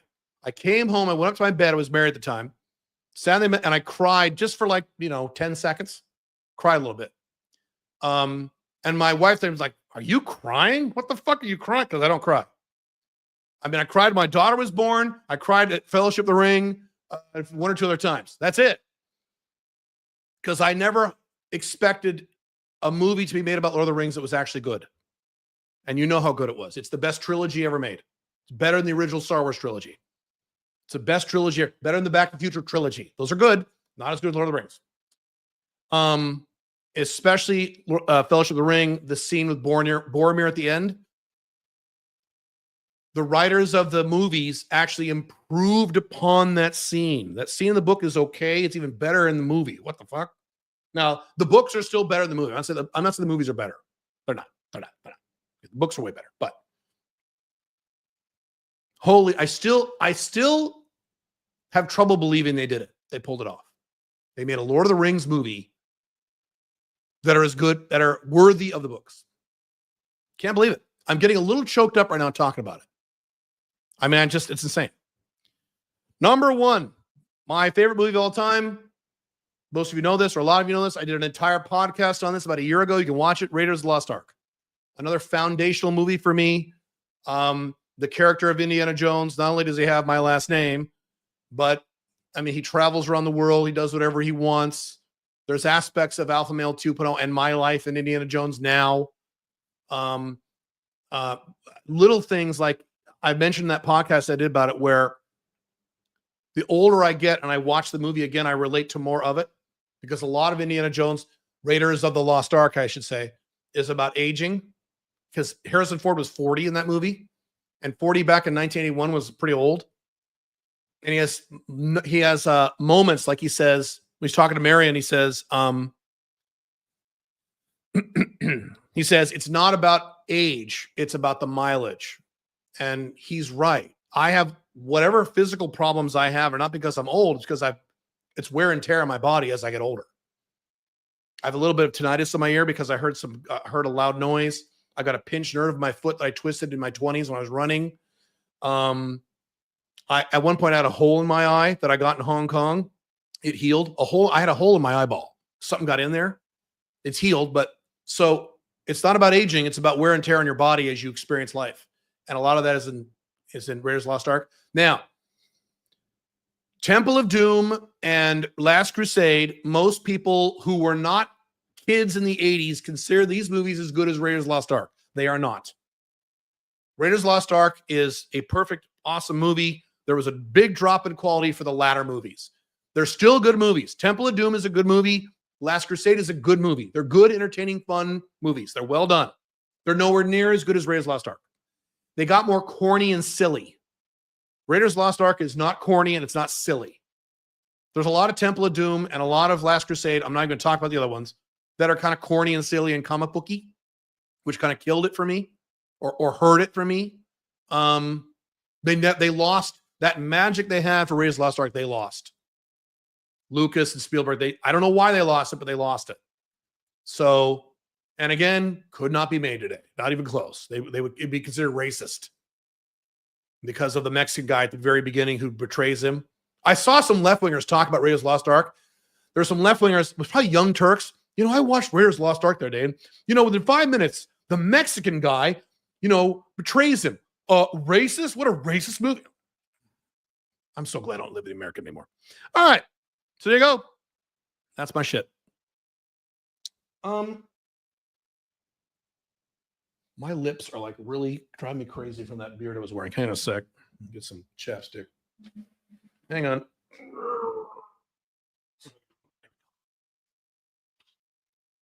The things I do for you guys. Hang on. Okay. Boop. All right. Where were we on the questions here? I don't know if I get all your questions, guys. You're asking a lot here. Holy shit. Oh my God. Let's see. Okay, hang on. Thoughts on Star Trek Utopian Communist Society? Would a version of that like be realistic in the future? No, nothing about Star Trek is realistic. In the future, you're not going to have human beings riding in starships. There's no point. You'll have robots doing that. And maybe we control them remotely with our brains. No, there's nothing realistic about Star Trek, even though Star Trek is awesome. I love it. So no. And it is utopian communist. My new book, Freedom Fortress, coming out next month, talks about the AI communist utopia. I talk about that in detail. There's a blog called Non-Woke Movies that can be helpful, but woke seeps into most things. The only non-woke movies are the independent films or foreign films. That's it. My favorite movie from the last few years, here's another one. My favorite movie from the last few years, this is literal, is Blackberry. Amazing. If you like, I'm a business nerd, so I love business movies. Amazing movie. I've seen it like 4 times. But it's an independent Canadian movie. It's not made in Hollywood. Hollywood couldn't make it. If you don't lead with your wallet and you don't have 6-pack abs, what are your most attractive features according to your old high-end MLTRs, OLTRs, and current PDMs? Me specific, you have to ask them. I'm outcome independent. I'm low drama. I look good for my age. I make them come during sex. Everything I talk about with the cardinal rules. I am financially successful. I'm motivated. I have high testosterone. I have a lot of attractive qualities. How much do you use AI tools each day? I use ChatGPT and Perplexity AI, and that's about it. I don't use a lot of them. What fantasy books authors do you recommend for someone who likes Sanderson, Jordan, Martin type authors? First Law, the First Law trilogy by Joe Abercrombie. Read that. Fucking read that. Chronicles of Amber by Roger Zelazny. Read at least the first 5 books. And if you want, the second 5. The old school fantasy, written by Moorcock. I know it's funny. Moorcock. I am reading audiobook, the Corum, Corum, Corum books. There's 6 of them. He also did the Elric books. There's 6 of those. They're great. Read those. They're anti-Lord of the Rings. Michael Moorcock in the 70s said, Lord of the Rings sucks because fantasy is not supposed to comfort you. It's supposed to challenge you. So he wrote these books as a response to, and they're great. Love Lord of the Rings, but I love him too. How about the book Jurassic Park? I never read that book. Thoughts on The Expanse by James Corey. I watched about half of the first season. It was good. It wasn't good enough for me to keep watching. And my brother tells me it gets better. So does The Expanse get better? He's like, well, yeah, first season, second season kind of sucks, or it's okay. It gets way better in the later seasons. I don't have time in my life these days to watch a show to get it better than 3 or 4 seasons. I just can't do that. I'm working too hard. Does 90s Metallica that bad? Metallica is not one of my favorite groups, so I'm not the person to ask about that. I'm into more traditional heavy metal like Judas Priest, Ozzy Osbourne, shit like that. Did you watch the BBC version of Lion Witch in the Wardrobe? I'm familiar with it. I did not watch it. Here's what I will say about that. The Hollywood versions of Lion Witch in the Wardrobe, that was pretty good. Pretty damn good. Prince Caspian, the movie Prince Caspian that Hollywood made, 20 years ago now? Better than the book. Really, really, really good. Prince Caspian is a good movie. Now, C.S. Lewis, Narnia is a little more kiddie than I'd like, but very well done movie. I was shocked.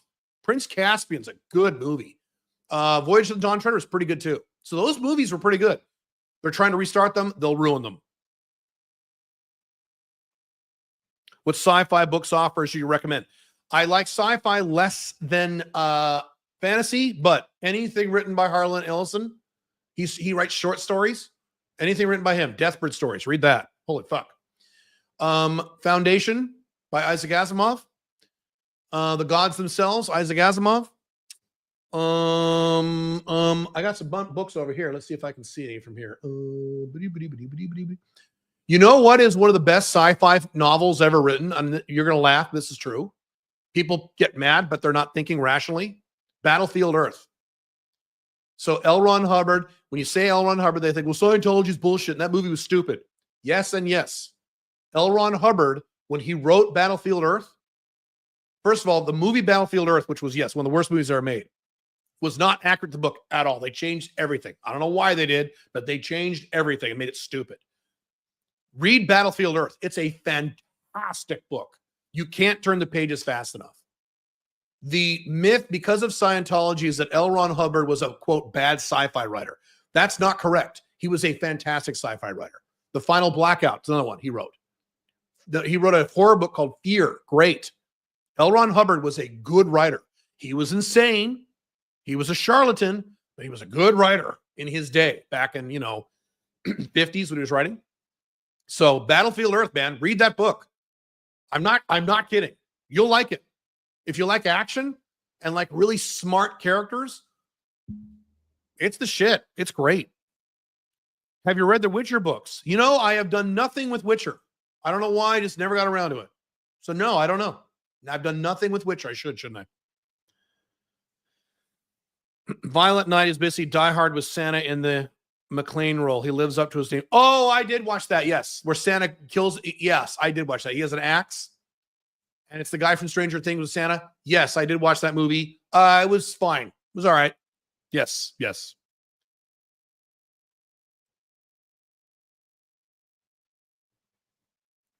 Since you like Alpha Gray Outcome independent characters like Corwin, you should read Gene Wolfe's Shadow and the Claw series. You'd love it. Oh, okay. I've heard of it. All right. Shadow and Claw. All right, cool. Have you seen the TV show Foundation? Don't watch it. It's woke. Don't watch any TV shows. Don't. There are some annoying woke storylines. Yes, don't watch it. But there's no but. If you're woke, I can't watch your shit. I can't watch it. Most of you, and I'm not saying this as an insult. This is just a reality. Most of you, especially those of you who are younger than me, you grew up in a woke world. So watching this woke shit doesn't bother you as much. I talked about the first season of Invincible, that animated show Invincible, which is pretty good, but there's this woke shit in there. And you're so used to it, it just goes in when you're out there. You don't really pay attention because you're so used to it.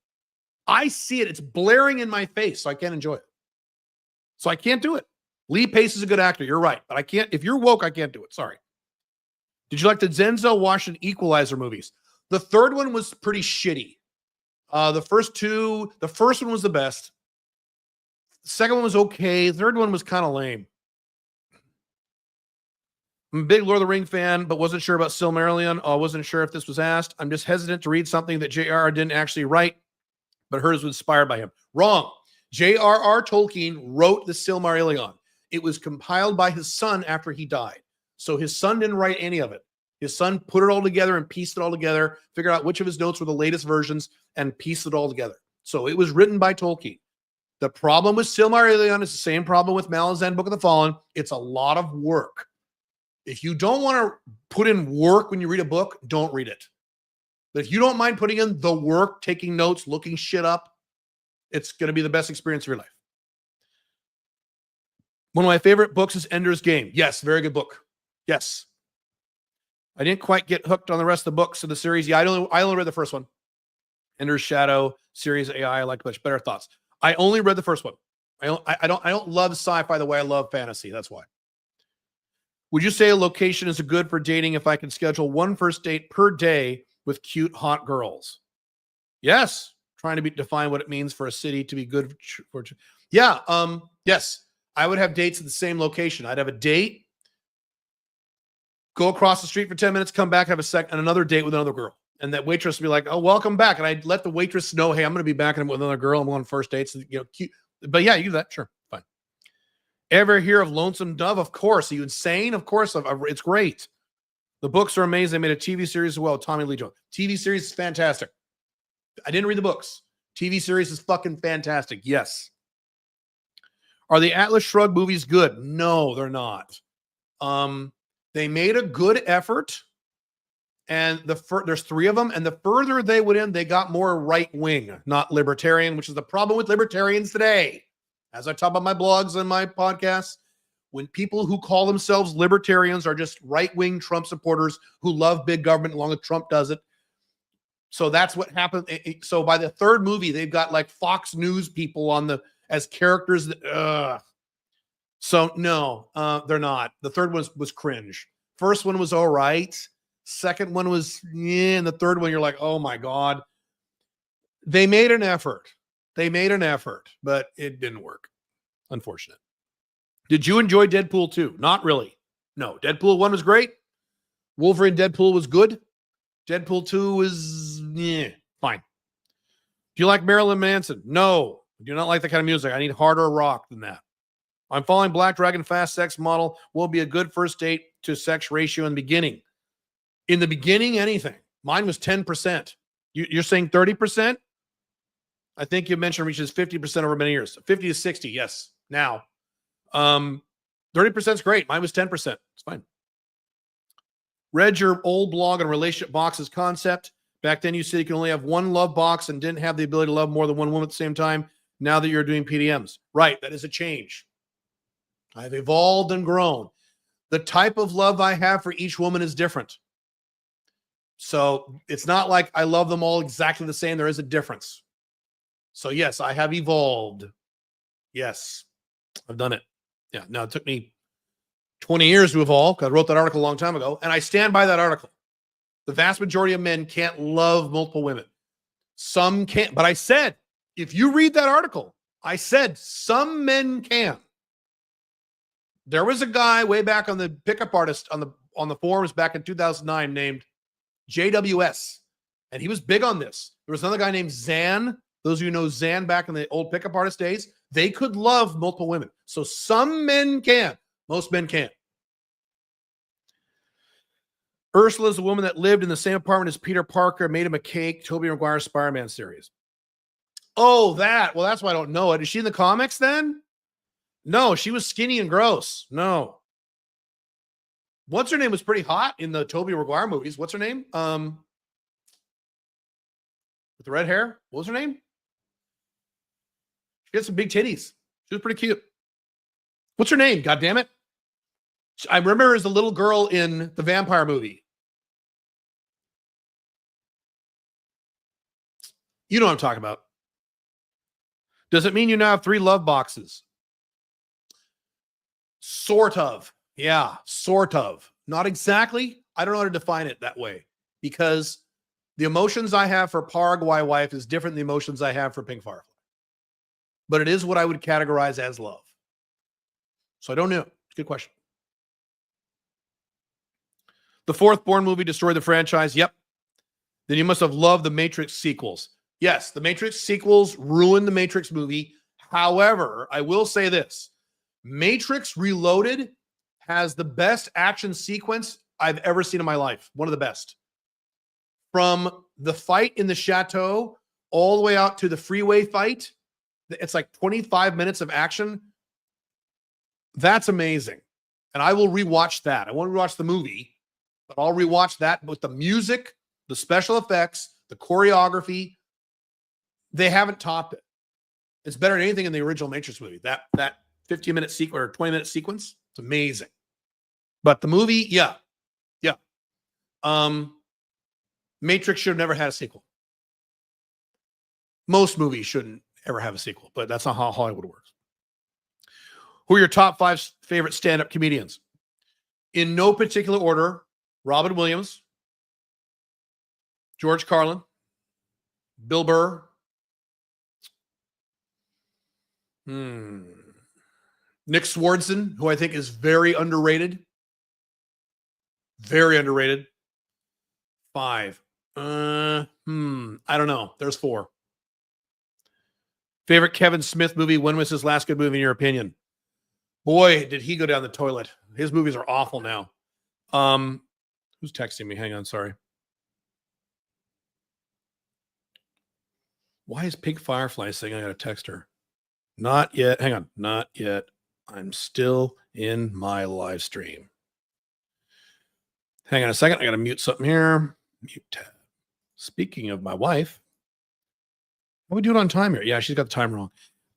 Favorite Kevin Smith movie? Not a huge Kevin Smith fan. Again, there's another example of a guy who should not be doing sequels. Chasing Amy was pretty good. That's probably his best well-written movie, was Chasing Amy, probably. That's probably his peak. You know what my favorite movie is Red State. Red State is my favorite movie because it's not like any of his other movies. How about all the clay animation films from the 80s of Mark Twain, Santa Claus Coming to Town? They weren't clay animation. They were stop motion animation. Yes, I watched all the Rudolph Red-Nosed Reindeer ones when I was a kid. Yeah. Not the Mark Twain ones, but I watched all the Christmas ones. Yeah, those are great. Those are iconic. I love them. I like the rated R ones you can find on the internet now on YouTube. Those are pretty funny. But yeah, those are great. Those Rudolph Red-Nosed Reindeer. Oh yeah, I ate that shit up when I was a kid. Hell yeah. If you could turn back time to 15 years ago, when you're about to start your journey, what do you think? Do you think you do things differently and go straight to PDM mode? Absolutely not. As I said 10,000 times in that live stream. No. After my divorce in 2007, I didn't want anything serious for a long time, but I knew I would want something serious down the road. So I said in 2007, I'm going to bang a bunch of chicks for years and years and make up for lost time and become a man. Then later, and I was thinking back in my mid-30s, I said, maybe in my 50s, I'll settle down. Maybe when I'm 50, I'll settle down again non-monogamously, which is kind of what I did when I was 48.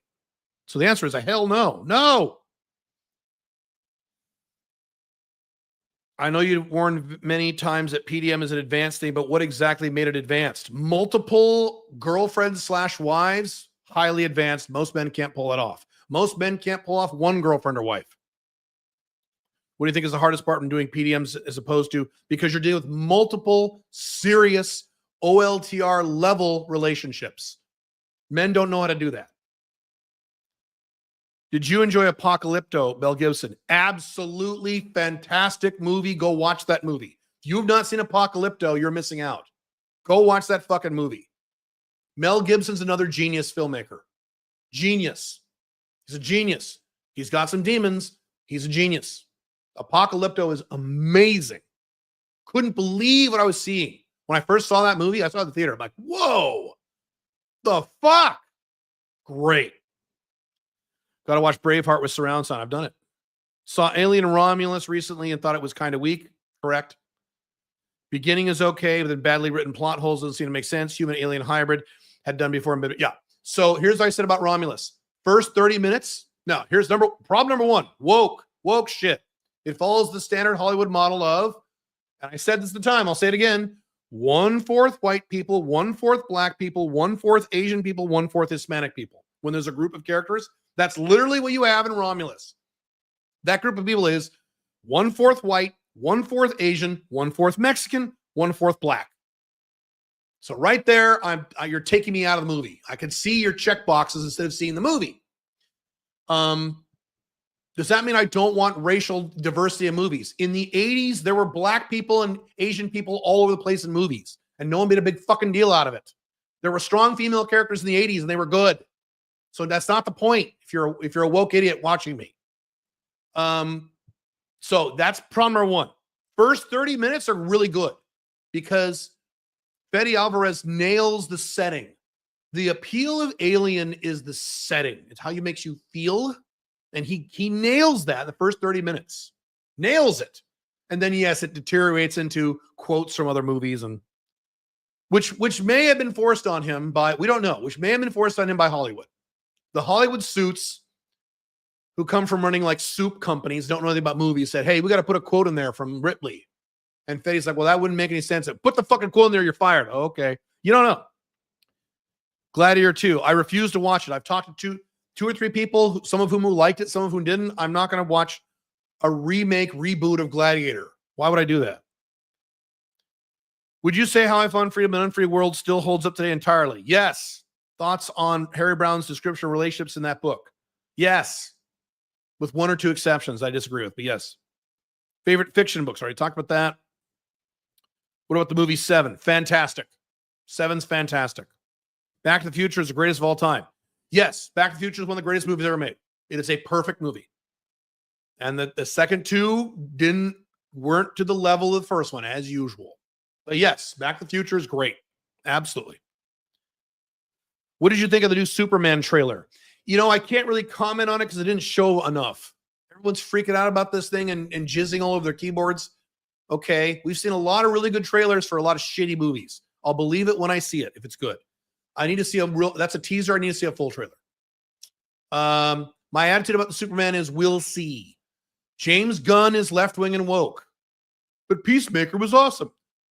Peacemaker had the same fucking scene we've seen 10,000 times. The second episode of Peacemaker, there's a little tiny skinny blonde girl and Peacemaker's sitting there and a guy's some asshole man is harassing her and he gets up to save her and she gets up before him and beats the shit out of him and goes, oh, she doesn't need to be saved. The same scene we've seen about 47 times. So I don't know. We'll see. He's a good filmmaker, but he's left-wing and woke. I just saw episode 1 of Creature Commandos, and the very first scene in that movie is the woke shit.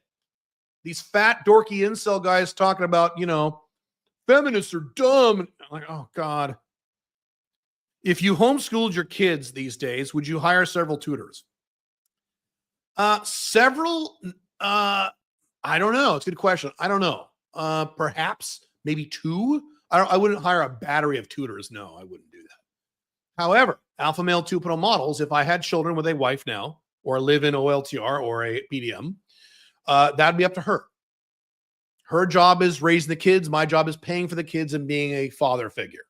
So that would be more of her decision than my decision. I mean, I could veto the decision, but that'd be more her decision. Although, yes, I've said this 10,000. If I'm having any more kids, hopefully I'm not, but you never know. I'm open to it, but you never know.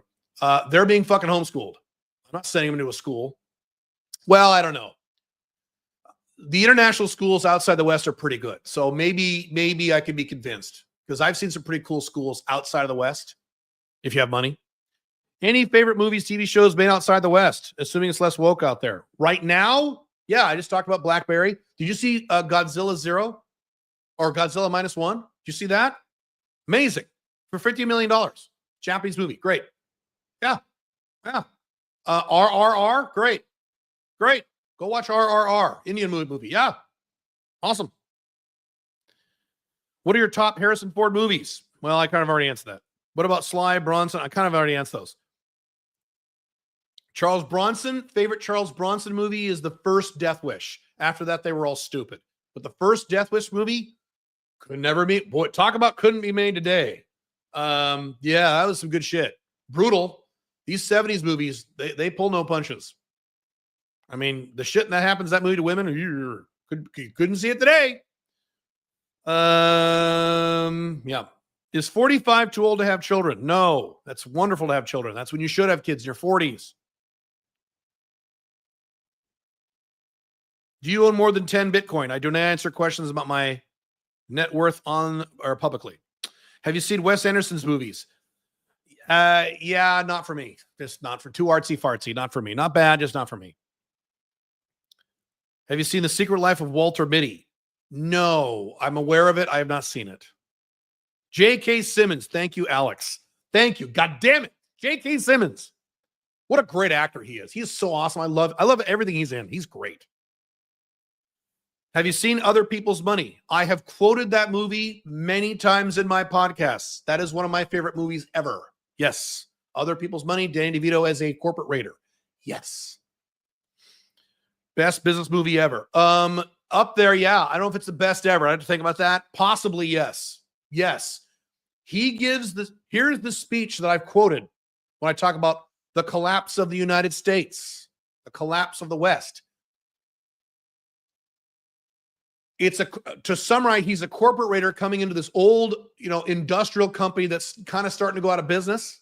That's worth more if you buy it and shut it down than if you keep it going. And so the owner of the company, the stockholders meeting, this big room full of people. The owner comes up and says, "This is a great company with a great history and a great tradition. And 50 years ago, we did this. And 120 years ago, we did that. And 40 years ago, we did this. Sound familiar, Americans? We did some great things many years ago before we started to suck. And, you just hang in there with us and it'll be fine. Sound familiar, Americans?" So then Danny DeVito gets up. And you can watch this speech on YouTube. It's beautiful. It's perfect. He goes, what you just heard was a prayer. There were no statistics. There's no plans. There's nothing in there. There's no substance. It's just, hopefully it'll all be fine. And he said, this company is dead. And then he says, I didn't kill it. Don't blame me. It was dead when I got here. What have I said about this? I didn't kill the U.S. It was dead when I got here. And he said, we need to have the maturity to admit that this company is dead. So let's cash out and let's all make a bunch of money, because that's my job, is to make you rich. Perfect, and huge parallels to Western collapse. So I'm glad you brought that up. What is the steps to get a harem or threesome after having a big rotation? Go to my blog on how to have a threesome, alphamale20.com. What do you think of the movie Inception? I own it. I think it's fantastic. Just about every Nolan movie is fantastic with one or two exceptions. Guy Pearce is also great in LA Confidential. Guy Pearce is great in everything. Guy Pearce is great. Guy Pearce is the shit. He's not so much anymore, but in his day, yeah. Count of Monte Cristo should probably be on my 19. The book Count of Monte Cristo is one of my favorite books of all time. It is my favorite story of all time, is the Count of Monte Cristo. That is my favorite story of all time. There's a new Count of Monte Cristo movie that just came out this year in French. And I don't think it's woke because it's not American. And it's in subtitles. I'm going to watch it. It looks good. I don't know. Could suck because it's European. You never know. But Europeans have more balls than Americans in terms of making movies. That movie Speak No Evil that just came out a year ago was a remake of a Scandinavian Speak No Evil, where the ending was like, of the European version was brutal as fuck and really made you think. And the American version Americanized the ending and made it stupid. So there you go. Did you like Prometheus? I did not. Not really. I appreciated the artistry behind the movie. Too many people making too many dumb decisions. And that takes me out of the movie. When characters are dumb, especially when they're supposed to be intelligent scientists, when scientists are dumb, it takes me out of the movie. When is your Dubai chick going to be on YouTube? Dubai chick is not official yet. Paraguay is official and Pink Firefly is official. So Dubai chick's not official. It's not officially a PDM. She's still in the, I think so. She's in the qualification phase. So I don't know. If she's on, she'll be on before I leave in late April. No promises, but that's a general answer. What about Thelma and Louise? Thelma and Louise is a good movie. That's a good movie. But see, Thelma and Louise was a left-wing feministy movie back when that wasn't the norm. That was weird to see this girl boss, all the men are evil. It was weird. They called it out on Saturday Night Live at the time. Remember Wayne's World? Wayne's World, they were reviewing Thelma and Louise back in the early 90s, whenever it came out. And Wayne's like, okay, yeah, here's the message of this movie. Girls good, men bad. Because that was a new weird thing. Today, it's the norm. Yeah. Malazan Book of the Fall, my favorite nerd thing of all time. Movie, book, or other. Well, it's not a movie. They couldn't make a movie out of it. They'd have to make like a mini. I don't want them to make a movie out. They'll ruin it. They'll make it woke. I don't want them to make movies or TV shows out of any of my books. Leave my books alone, fuckheads. Don't touch them, Hollywood. Fans can do it. There's really good fan-made alien movies. They're great. Great. There's a few fan-made Star Wars movies that are great on YouTube. These little short films, those are good. Some of them. What are your current spiritual beliefs? You mentioned coming up with some as you're aging. I had an entire podcast. Go back and search through it in the Alpha Male 2.0 podcast or my live streams called My Spiritual Beliefs. I go into detail about all of them. Have fun. Have you seen Person of Interest? No, but I've heard very good things. That's a series I would try. Because that's Michael Anderson and Jim Caviezel. Well, those are, that's pretty good. So thoughts on Dune, both the books and the movies. Dune is fantastic. I have it right there. I have the golden leather bound edition right there. I've read all the Dune books. Dune 2 is very good. Dune 1 was okay. What I said about Dune, the movies, is, hang on. This is going to be interesting about Dune. Hang on.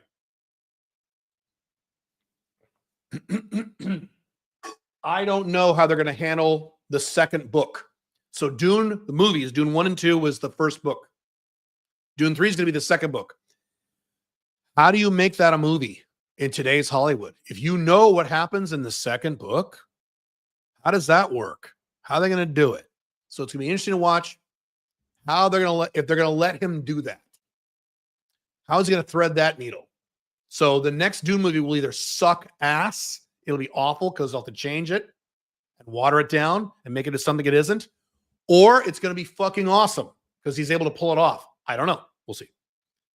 Do you watch any horror, sci-fi horror? What are your favorites? Not really. I view horror as a low-budget entertainment for teenage girls, which is what horror usually is. When you make cheap, stupid horror movies, and most horror movies are cheap and stupid, the target audience are teenage girls, so that's what it's made for. So I'm not a big fan. I think jump scares are stupid. I think that's a cheap way to get scares. Jump scares is not fear. That's reflex. Fear is something that makes you scared. Are there some good horror movies? Yes. The Blair Witch Project was a very well done horror movie. When you first watched that movie in the dark movie theater, you're like, right? Okay, I'll give you the best horror movie in the last 20 years. Hereditary. That is an amazing horror movie. Watch that movie. Now, you're going to be depressed for 3 days after watching that movie. So be aware of it. It has an effect on you. It's an awful, it makes you feel awful, but it's so well done. And it makes sense and everything links together and it's fantastic. But I'm not a big horror guy. What do you think about registering for TSA pre-check in the USA? That's what I've done. I had TSA and expired, so now I do clear. And I also have global entry. I'm concerned about being in yet another government database, but I guess I already am in a bunch, so it doesn't matter. My opinion is that I'm already in so many, it doesn't matter. A, B, I travel so much, it's worth it to me. I fly the United States, I've flown that so often, it's worth it to me to skip the 45-minute lines. Someday I won't care, but at the moment I do. In the USA, the TSA takes a picture of you now. Not now. They've been doing it. They've been doing that thing. You hold your arms up for decades. That's not new. Your photo will be deleted after your identity is verified. Do you opt out of this? Well, then you're talking to something that just initiated or certain cities, because I haven't run into that yet. I used to opt out of the naked scan machine, but now I've surrendered. You want to talk about something horrible? I'm going to talk about something horrible in movies. Okay. We're talking about movies. There's a movie out right now on Netflix called Carry On. Pink Firefly watched it. Said, oh my God, this is a good movie. It's actually good. I'm like, no, it's not. She goes, no, it's actually good. You should watch it. It's actually a good movie, Caleb, because she shares my opinion about movies. I said, okay. So I watched it, bits and pieces. And I ended up watching the whole thing. I have talked about in my primary book, The Unchained Man, about harmful societal programming. Can't talk.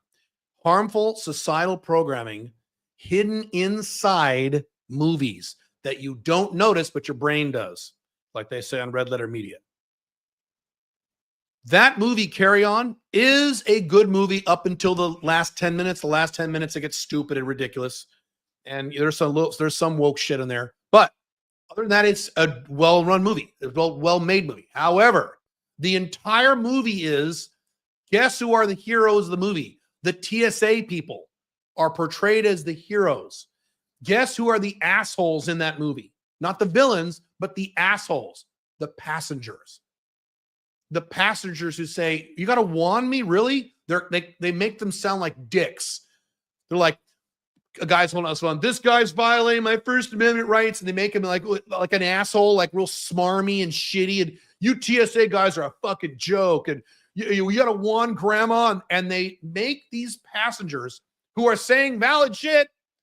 Yes. Why are you wanding grandma? Yes. Why are you taking naked pictures of me? Yes. Yes. These are the villains and the assholes of the movie. The first 15 minutes are like this. It ends like this. The last scene in the movie is this little woman walks through the scanner, goes beep, beep, beep. And you're like, you got to go back through. She's like, are you kidding me? Really? And the hero of the movie, who is a TSA, goes, hey, shut up. He's just doing his job.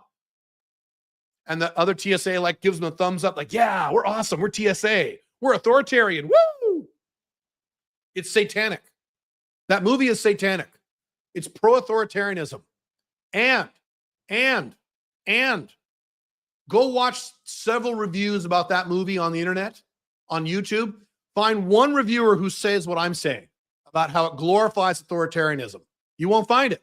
It just goes in one ear and out the other because you're so used to it now. It's awful. Awful. Have you ever made love to a Dutch woman from the Netherlands? No, I have not.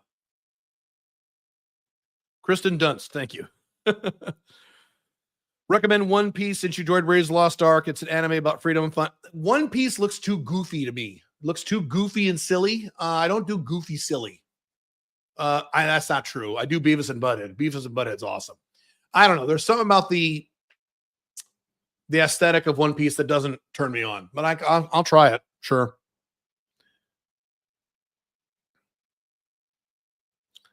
I'm a fan of your soft necks technique and has reduced my anger a lot. It worked well in the start, but now it worked well in the start, but now she uses the nexting period for going out and doing things I don't like. What should I do? You should stop caring about what she does when you're not around. The song Houdini by Eminem encapsulated outcome dependence and highlighting the Western collapse for me. Interesting. Eminem is highly outcome dependent, so that's interesting. Thoughts of the Boys TV show, at least the first 2 seasons. Yeah, that's exactly. The first season or 2 is good, and it's gotten stupid because we need to see Homelander go crazy and destroy the Earth, and they're never going to show that. And every season ends the same. Butcher's about to kill Homelander, and then they make friends and leave. You're like, well, every season that's what happens now. It's gotten ridiculous. It's stupid. Another example of you can't let things go too long. Every TV show should either you do what they did with Lost and Babylon 5, where all the seasons are pre-written with a beginning, middle, and an end, and they know it. Season 6 or season 5, we're ending this thing. They know in advance. Or no TV show should go past about 1 or 2, let's say 2 to 3 seasons, which is what Netflix used to do. They shouldn't. Don't let them go past that, and then you're good. You are very objective and rational about a lot of things. Just curious, any particular topics where you find yourself getting more emotional? I know you're a robot, but you're also a human being. No. I mean, no, there's some topics that have more emotions for you than others. But no, I'm pretty rational because I'm self-aware. Here's why. I have self-awareness, which is what most people don't have. It sounds like I'm bragging, but I'm being the truth, telling you the truth. When I am getting emotional, I'm aware of it. When most of you get emotional about things like Trump or wokeism or your girlfriend or whatever, you're not aware of it. You operate on autopilot. You're like a monkey. Whereas when I start getting emotional, I go, I'm getting emotional. This is bad. In some cases, bad. Some cases, great. If I'm in love with someone, or if having sex with someone, or if I'm really enjoying something, like I watched Die Hard, I got a little emotional. That's good. I'm getting emotional. Is this good or bad? This is good. Okay, keep going. I'm getting emotional. This is good or bad? Bad. Oh, then calm down. Stop. Take a beat. Focus. Don't get stupid, Caleb. I can do that. And most people can't, or in some cases don't want to. They have like Tony Robbins talk about this. Tony Robbins sometimes has a big temper. And so he'll say, you're probably wondering how I can get a big temper when I teach emotional states. And he says, well, sometimes I get mad and I could use techniques to not make me mad, but I don't want to. See, some of you are like that. That's outcome dependence. So if you mix self-awareness with outcome dependence, key of the city. Tom Lecky's just say that he was the father his listeners never had, but really that's you. You're right to many. You're right to a lot of you. Yes. I've had people tell me this in like live seminars I've done. You're right. Not all of you, but a lot of you. Yeah.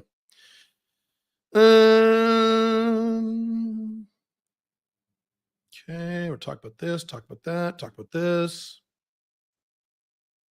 Thoughts on Margin Call?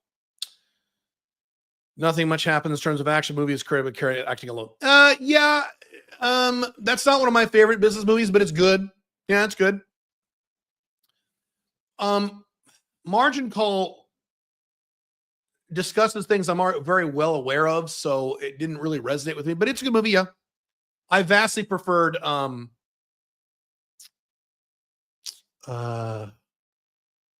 what's the movie about the mortgage crisis with Batman in it? Oh shit. What's that movie called? I like that movie better. I forget the name. What are key life lessons you would highlight from BlackBerry? They're not life lessons. They're business lessons, not life lessons, business lessons.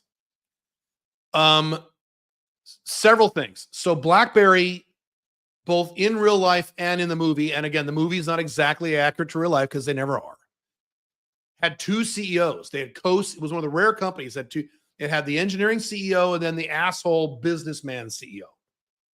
And it shows how important it is. One CEO, how important it is to give a shit about the details, to give a shit about the product. He was more like the Steve Jobs. We have to make a perfect product. And he gave a shit. And you could tell when he stopped giving a shit, that's when things went down. And then it also shows how you have to be aggressive. You have to sell, and you have to recruit, and you have to be an asshole, and you have to both sides. It shows both sides of the coin. It's really good. Just watch Red One. I feel sorry for you. I would never touch that thing. Surprisingly, no woke stuff. Okay. Just because a modern movie has no woke stuff doesn't mean it's good. There's lots of movies that have no woke shit that are fucking awful. That movie looks awful. Most rock movies don't have woke shit, but they're awful. That movie looks like shit. Okay, Violent Night or Sun. Okay.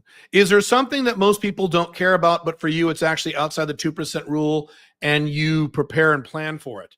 Yes, it's called the collapse of the Western world in your lifetime. No one cares about that, and I prepared for it. Do you follow Ray Dalio at all? Yes, his book is right there, and I follow him. Yes, here's another guy who talks about Western collapse. He's worth $30 billion. Is he an idiot? Yeah. Do any of your ideas from Western collapse come from him? No, I had all my I had all my concepts on Western collapse completely formulated before I ever saw his videos on Western collapse. They just reinforce what I've already come up with. So no. Are particular people you recommend following you will also talk about Western collapse? Yes, but the most of them do it too much. Like, like Doug Casey and Peter Schiff. I like both of them, but they go way overboard. Oh, I'm going to collapse next year. Like, no, please don't say that, guys. The reason many people, when they see people like me talking about Western collapse, go, oh, bullshit. The reason they say that is because of people like Doug Casey and Peter Schiff, who says, it's going to go crap. It's going to collapse next year. Oh, the dollar's going to collapse next year, or it's going to collapse in October. what do I say? Do I say that? No, I said in your lifetime. That could be 25 years from now, but still in your lifetime. So you got to prepare for it now. It could be 25 years. It could be 2 years. I don't know. No one knows. That's what I say. I'm rational. So unfortunately, a lot of the Western collapse people who discuss this topic go way overboard with it. Now, Ray doesn't do that. Ray Dalio doesn't do that. He's much more rational about this stuff. Good for him. Do you believe in having a ritual property with some fruit trees in case of having to bug out from cities in emergency? That's an extreme version of bugging out to have your own farm. That's on my agenda, but it's not required. Thoughts on any anime, anything worth watching there? I have not followed anime since the 90s, so I can't answer that question. If you ask me about anime, I'm going to talk about Record of Lotus War, which was like early 90s.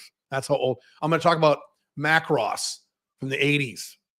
I know there's Macross now, but it's stupid. So my anime references are very dated, so I'm not the guy to ask about that.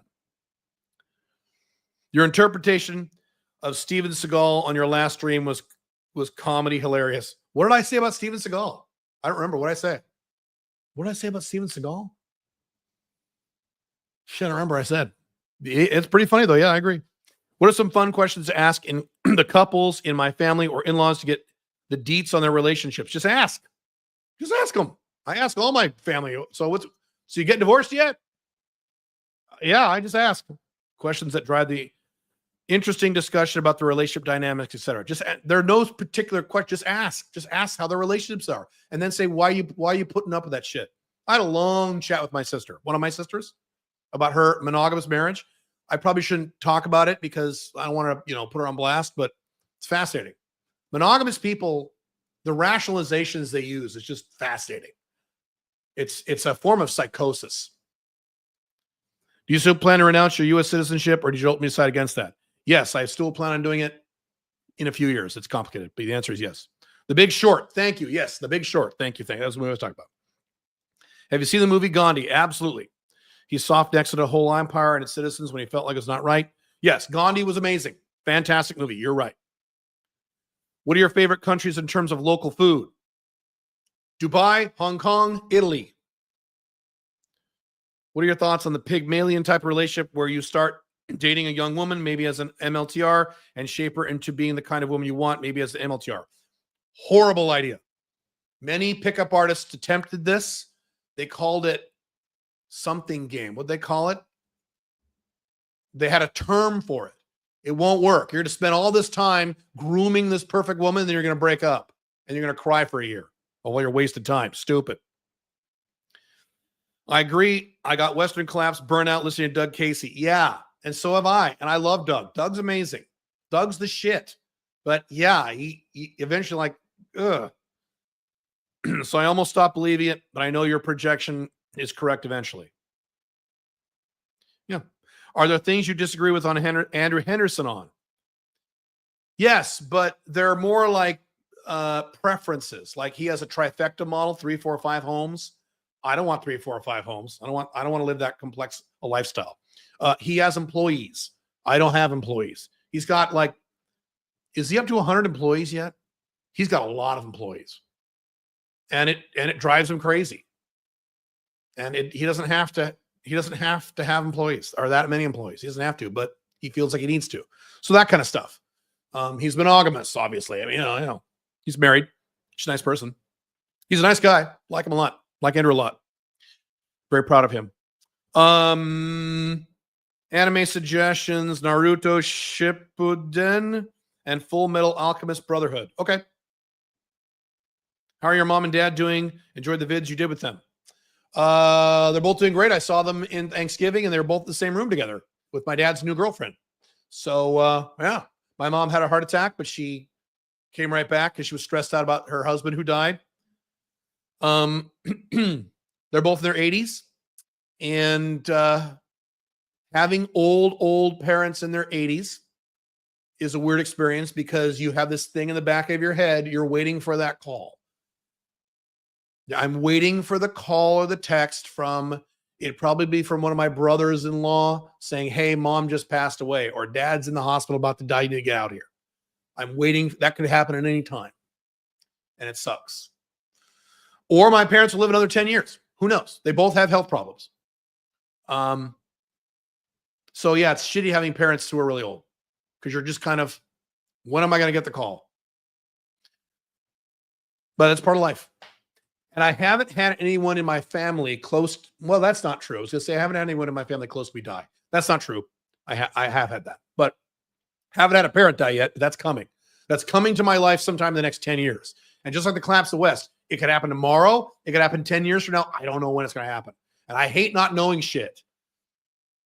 But one of these days, I'm going to get a text or a phone call and be like, Dad's got, the doctors just said we're about to pull the plug. You need to, call him or get out here. Get on a plane now. I mean, I'm going to get that call. It's going to suck. I'll be in Paraguay or Dubai, What was your favorite class to play in D&D? Any particular fun and memorable characters? I could do an entire live stream on my D&D experiences. I was always the DM. I was never a player, ever. I was always the DM. I guess not surprising, right? We had the same group of guys who played for years throughout the 80s, early 90s. And we played D&D for years. Then we switched to Star Frontiers. Those you know what that is. I'm dating myself now. Then we played Robotech, the Robotech RPG. Then we played, I guess, those three, but mostly D&D. And we had two guys who were both barbarians. We had a guy who was a paladin. We had a guy who was an assassin. 4 main guys, and we only had a bunch of extra players. Sometimes we had like 10 people in the room. I'd have to manage 10 people. We had the classic D&D shit where like there's a paladin. Paladins have to be lawful good, right? So you have 2 barbarians and an assassin. And they're like murdering people and torturing people. But if the paladin's in the room, you can't do that. So the assassin would like tie up an orc and say, "Where's the money?" And the orc go, "Fuck you." And the assassin go, "All right." I take my blade and I just shove it in his neck and slowly start twisting it around. And I would look at the paladin character player. I'd look at him and go, "Well, you better stop him, because if you don't stop him, if you're a paladin, you lose your lawful good status, which means you lose your paladin powers." So the paladin guy, his name was Bug in real life. That was his name in real life. He's like, "I stop him." And he would say it like, "God damn it." So they'd have to, they've made movies, fan movies about this. They'd have to get the paladin guy out of the room so they could torture people and steal shit or beat people up. Like, "Hey, paladin, you should go scouting." And the paladin's like, "I go scouting." Then what would happen is, I could do a whole live stream on this. I will. I'll tell you one more thing. There was another player. His name in real life was Jimmy. He was this little guy. He was probably gay. I don't know. Very effeminate. He was always like a pixie or something. Jesus, Jimmy, they're going to kill you. They ripped his wings off. Anyway, so what happened is we started playing Star Frontiers, which is a sci-fi game like Star Wars. So they all had like guns and shit. And what they would do is they would like, shoot Jimmy in the leg by accident. They'd be like in this shit, like, "I shoot Jimmy in the leg." So they'd shoot Jimmy in the leg. So Jimmy be in the hospital. This is one of their own players on their team. They just torture Jimmy. Poor Jimmy. Poor guy. And then they go visit him in the hospital. "Hey, Jimmy, how you doing?" And Jimmy's like, "Fuck you guys. You shot me in the leg." Like, "Oh, we're sorry." So then the guy would go, there was a guy named Garrett in our group. He was always the assassin. And he's like, so I take a grenade, pull it out, and roll it under his bed. "Okay, bye, Jimmy." Shit. I have a lot of stories. Did you say Blade Runner 2049? Yes. Producers built all the landscape and city stats as many dioramas instead of using CGI. Yeah. Probably the last great non-woke sequel. Too bad it did poorly. Yes, that was a good movie. Good movie. I was very surprised. Did you enjoy the Mummy movies? Yes, the first 2. Then they got dumb. The second one was dumb but entertaining. My daughter loved that movie when she was a little kid. Yes, the first 2 Mummy movies were good. Good, silly, non-serious fun. Yes, those were good. Yeah. Do you get culture shock when traveling? And so how do you get over it quickly? My new book, Freedom Fortress, has an entire section on culture shock and how to do that. So wait, buy my book next month. I answer that question. I'm going to spend a week in Pakistan in January. It's good. It's not a maybe thing. It's something I'm definitely doing. Billy has a friend who's getting married there in Lahore, and I'm going to spend 3 or 4 days in Karachi. Talk about fucking culture shock. Oh my God. But I like that stuff. What are some learnings from the Black Swan movie? I don't either. I didn't see that or I don't remember it. Was that about the two ballerinas who make out? Yeah, I didn't watch that movie. Looked too girly for me. How do you stay productive when traveling? You can't. If I have a travel day, I just do my best, but I don't set any productivity objectives. I used to do that. I would never do it.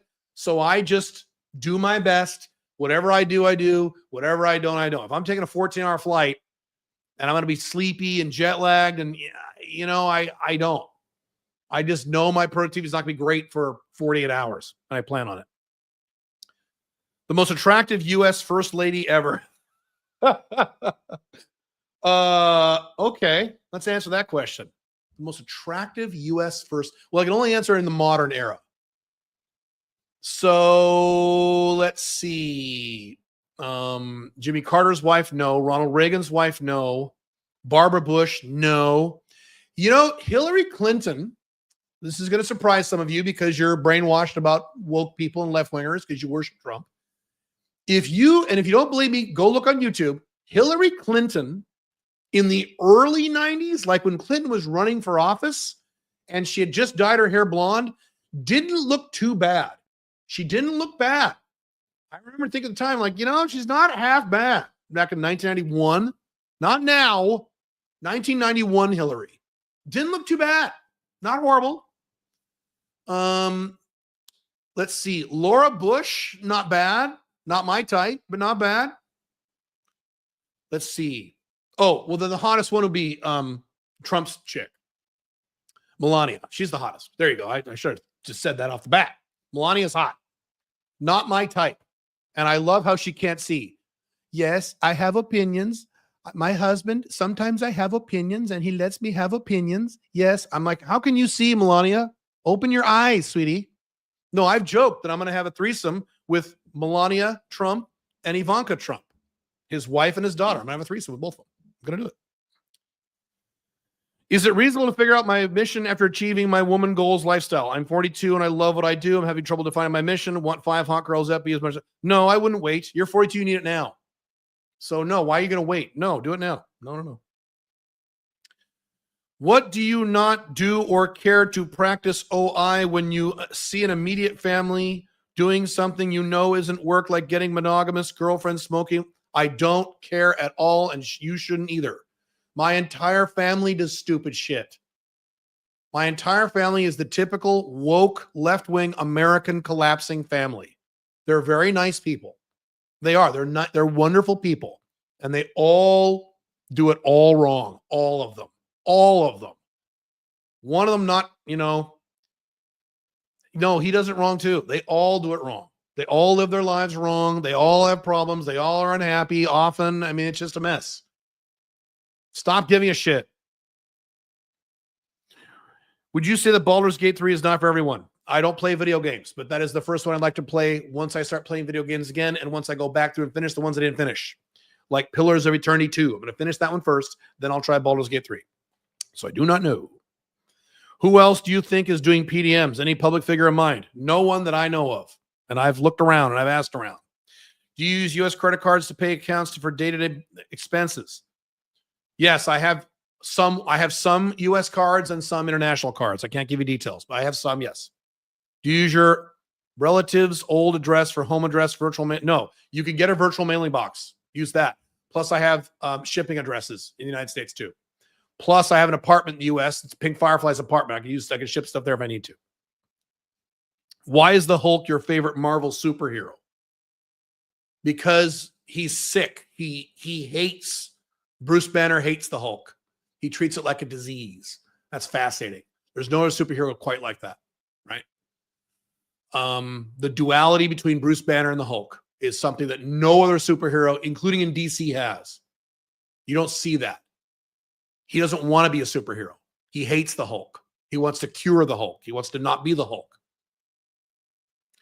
And then you have the Hulk, who, if you portray him realistically, like they did in the Ultimates version of the Marvel's comics, the Ultimates, like the Ultimates, Ultimate X-Men, blah, blah, blah, blah, right? Ultimate Avengers. If you portray him accurately, he kills people by accident. He causes mass destruction. And And Bruce Banner has to live with that. It's fascinating. Love it. How about Gene Simmons? Do you think his relationship models PDMs? No, nothing like it. Gene Simmons is now monogamous. Before that, he had an OLTR marriage. What are your top 5 Indian movies? I don't have 5. I couldn't name 5. I'd have to really think about that. I couldn't name 5. Aside from losing the realism, did you think the newer Fast and Furious movies were fun? No, they're stupid. Best Fast and Furious movie is Fast 5, which had some of that bullshit in it, but just enough to make it entertaining and fun. Fast 5's great. Fast 6. Fast and Furious 6, pretty good too. Some stupid shit, but not too much. Fast 7, I'm like, what the fuck are they? Okay, guys. So everything past Fast 6, stupid. It's like watching a cartoon. I'd rather watch a cartoon.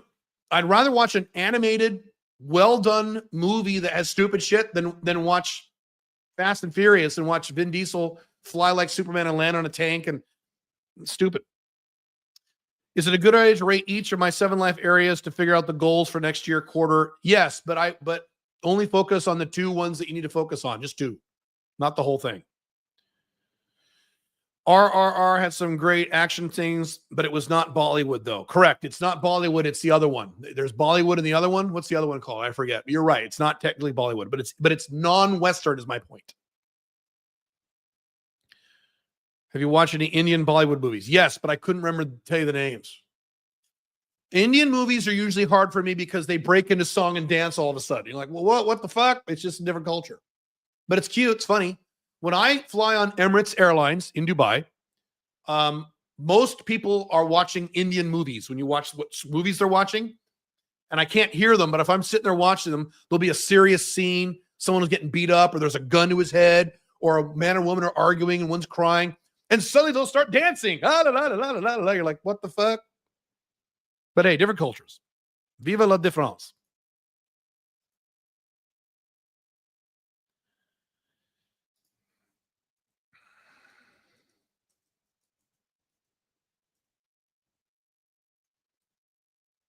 Hang on.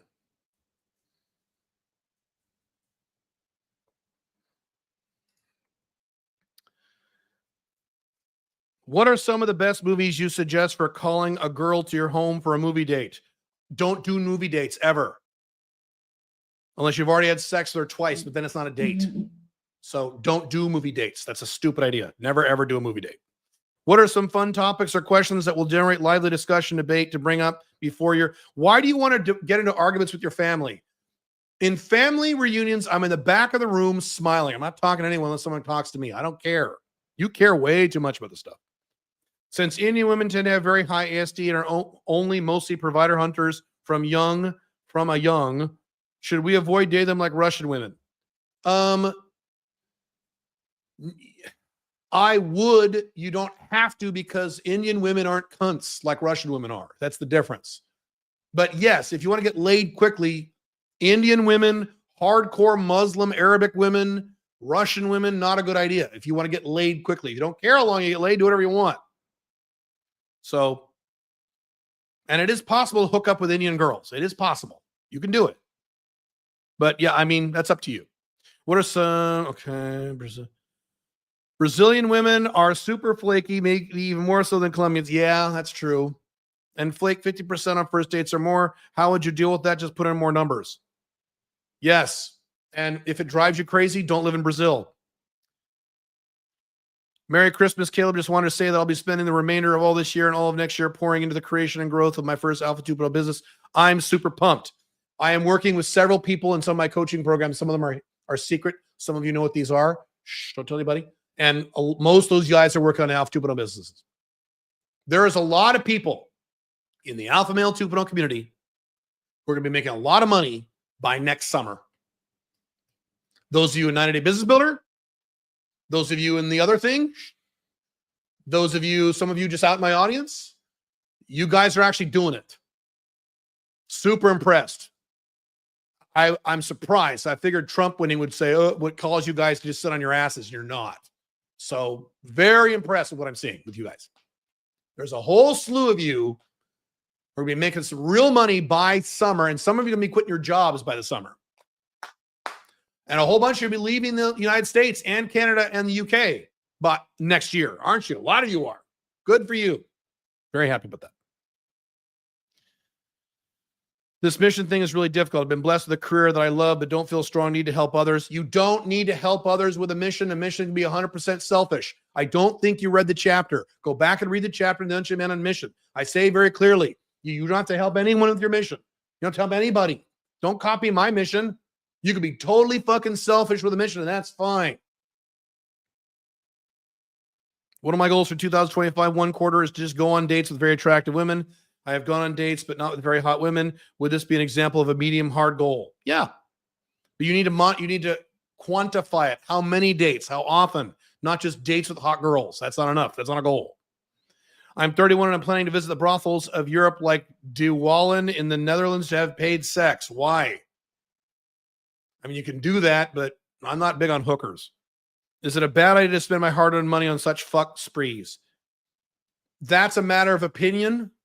I have two rules. Alpha Male 2.0, we have two rules that you must adhere to if you're going to pay for sex. Rule number one, you have the ability to have sex with women who are at least cute without paying for it already. You have to have that ability. If you don't have that ability, you shouldn't pay for any sex. Rule number two, you can easily afford it based on your income. It sounds like you can't. So if you can easily afford it based on your income, you should make good money. And you know, because you've already done it, had sex with a bunch of other girls without paying them any money who are at least cute, not ugly, not average, then you can do it. Caleb saying Hillary was not bad has me question everything. 1991 Hillary just that year. She wasn't bad. I didn't say she was hot. You're not listening. Go watch some YouTube videos of Hillary Clinton in 1991 and look at that woman, not the one you think of in your head, saying, nah, nah, nah, nah, not that Hillary, okay? The one in 1991, and look at it and tell me you wouldn't hit that. When you renounce your U.S. citizenship, will you have no other citizenship? No, that's a very dumb question. Why would you ask me such a stupid question? I have to get 2 other passports before I announce my American citizenship. So when I do that, I'll have 2, not 1, but 2 other passports I can use to travel. That's why I haven't done it yet. Venom is kind of like that. He doesn't want to be Venom, at least the beginning. Wrong. That's not correct. In the beginning is the beginning. I'm talking about normal Venom is not like that. No, it's not. Given the advancements in AI-generated video with SAR, etc., we are rapidly closing on the time when actors for movies and TV shows will be out of a job. I don't know what rapidly means, but that will happen in the next several years. Yes, potentially. And the good news is, I've mentioned this before, the good news about AI is I will be able to do something like say, okay, Chat GPT version 10 or Grok version 12 or whatever it's going to be. Make me a movie in the style of the original Raiders of the Lost Ark, written by Lawrence Kasdan and George Lucas in that era, not George Lucas in the 90s, George Lucas in the late 70s, early 80s, directed by Steven Spielberg in the vein of that movie, in the style of that movie. But make an original movie starring Harrison Ford, who's 40 years old. Go. And it'll make one. And it might be good. I think they will come for the porn industry first. As usual, they will, yes. There's already AI porn shit out there, isn't there? Isn't there some AI porn stuff now? You can make your own AI girlfriend or something. Aren't they doing that in Japan? Do you see the entertainment landscape getting radically reshaped with all this new AI text to video? Yes, I do. Yes, I do. I don't know when, but yes. Do you see people moving into the virtual world en masse? Yes. Read my book coming out in January. I address that directly. Yes. If so, is dating younger women a thing? Less human beings will have sex. That's already started. It started in Japan 25 years ago. And it moved to China. Now it's the United States and Europe. Incels, guys staying at home, jerking off the porn, women not having sex. Less human beings will have sex the more this AI stuff happens. And soon it'll be a smaller percentage of people having real sex because so many people have at home having sex, their AI robot girlfriends or whatever. And so, yes, less people will be having real sex. Good, more for us. As usual, bad for society, good for Alpha Male 2.0. Have you read the book, The Mystery Method? Of course. And do you think it makes any sense? It's overly complex, but yes, it does make sense and it does work. I am 25 and live at home with my mentally unwell father. Recent happening. Ugh, I'd leave. And my mother just goes with it. They're restricting my seeing with women. What should I do? Move out. I have an entire podcast on how to move out. Watch that podcast. Have you ever played Dragon Age Origins? Absolutely fantastic. One of the best games ever made. Yes, Dragon Age Origins. And that is the best Dragon Age game of all of them. Dragon Age 2 was shit. Dragon Age 3 was woke. So Dragon Age Origins, the first one, great. Great. You want to do an experiment of the de-evolution of normal to woke? Play Dragon Age Origins and look at the women in that movie, or in that game. Look at how hot they are, how big their tits are, how guys fuck them. Then play Dragon Age 3, which is many years later when it got woke. Look at those women. Look how ugly they are. Look how they look like boys. Look at they look purposely ugly. They have butch haircuts. You want to puke. Would you consider playing it after Pillars or Ball? I already played it.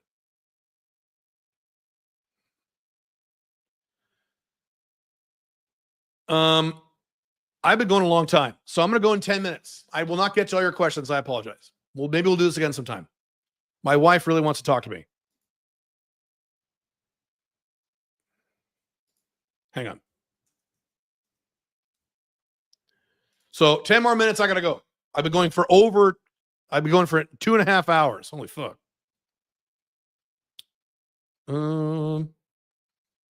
If I don't mind drama, then I don't know why you're here. And I don't mean that as an insult. I'm confused as to why you're here asking me questions. Drama means unhappiness. I teach happiness. If I don't mind drama and I'm a younger digital nomad guy, would you say that serial monogamy would be okay? I'm not going to answer that question. I'm interested in getting residencies in Dubai and Paraguay to escape Western collapse. Would it be better to start with one or the other? No, that's personal preference. That's up to you. Dubai is more expensive than Paraguay, so be aware of that, but it's up to you. I would feel guilty not having a mission based on others, yet day to day I find I care very little for anyone. I already answered that question. By the way, your workers really helped me. Cool. Dudes, I'm watching Love Actually. The amount of one-itis and SP in that movie is staggering. That's standard SP, correct. Do you watch anime? No. As a 30-year-old, I often get comments from people that I look 25 or younger. Most people now look younger. That's not a norm now. It's become a norm, yeah. Would I qualify for the older woman, younger man loophole? No. No, because they'll know how old you are when they talk to you. Merry Christmas, Caleb, for Paraguay residency. What exactly do I ask my local USA courthouse for to show that I completed probation several years ago? Just ask the clerk for a letter saying I completed it all. Yeah, just ask them that and they'll know what to give you. Mm-hmm. Do you believe in using visualization to achieve your goals? Yes. I've done it many times. Yep. Now, then you bust your ass and you work hard. You don't just visualize and not work. Do you take naps after lunch? I do not. Do you think they are beneficial? I don't know the answer to that question. I've not studied the research. I do know some people who take naps. I don't, but I get 8.5 hours of sleep and I have energy all day long. So I don't know the answer to that question. I don't want to try to answer it because I could be wrong. When I asked ChatGPT which country has the worst laws for men to marry, it's India. Okay, yeah, probably. Well, it could be one of them. I'm scared of marriage. You should be if it's legal marriage, yes. Though I have a long-term partner here, prenups are not valid. Then don't get legally married. If you cannot get a valid prenup where you live, do not get legally married where you live, A, or B. No, there is no B. Move. Oh, yeah, that's B. Move. Move to a place that has valid prenups and get married there. But why do you need to get legally married? What's the fucking point? The interpretation of Steven Seagal doing meditation course on your last live stream. Oh, okay, yeah. What about the Mass Effect series? My daughter worships Mass Effect. I've never played it. If I'm going to play games, I'm not going to play Mass Effect. I'm going to play something more immersive. I'm going to play Civilization 5 or Alien Isolation, or Baldur's Gate 3. Mass Effect just seems too simple to me. So I'm not interested. But it looks good. Can you please reply to my question? What was your question? Don't know. Do you take naps after lunch? I already answered that question. All right, guys. I have to go. So maybe we'll do this again. Merry Christmas. Although it's already Christmas Day. You've already opened your Christmas presents. I have the next live stream is next week at the Unchained CEO, and I believe it is the one that I've been promising for about a year, where I'm going to give you all the actual statistics and why America is collapsing. Well, why exactly is America collapsing? What are your stats? Oh, I'm going to give you over 100 of them, and you're going to get depressed and pissed off. It's going to be great. You skipped over my question. Was helping others always something you found important? No, that was later. All right. Have fun, guys. Bye.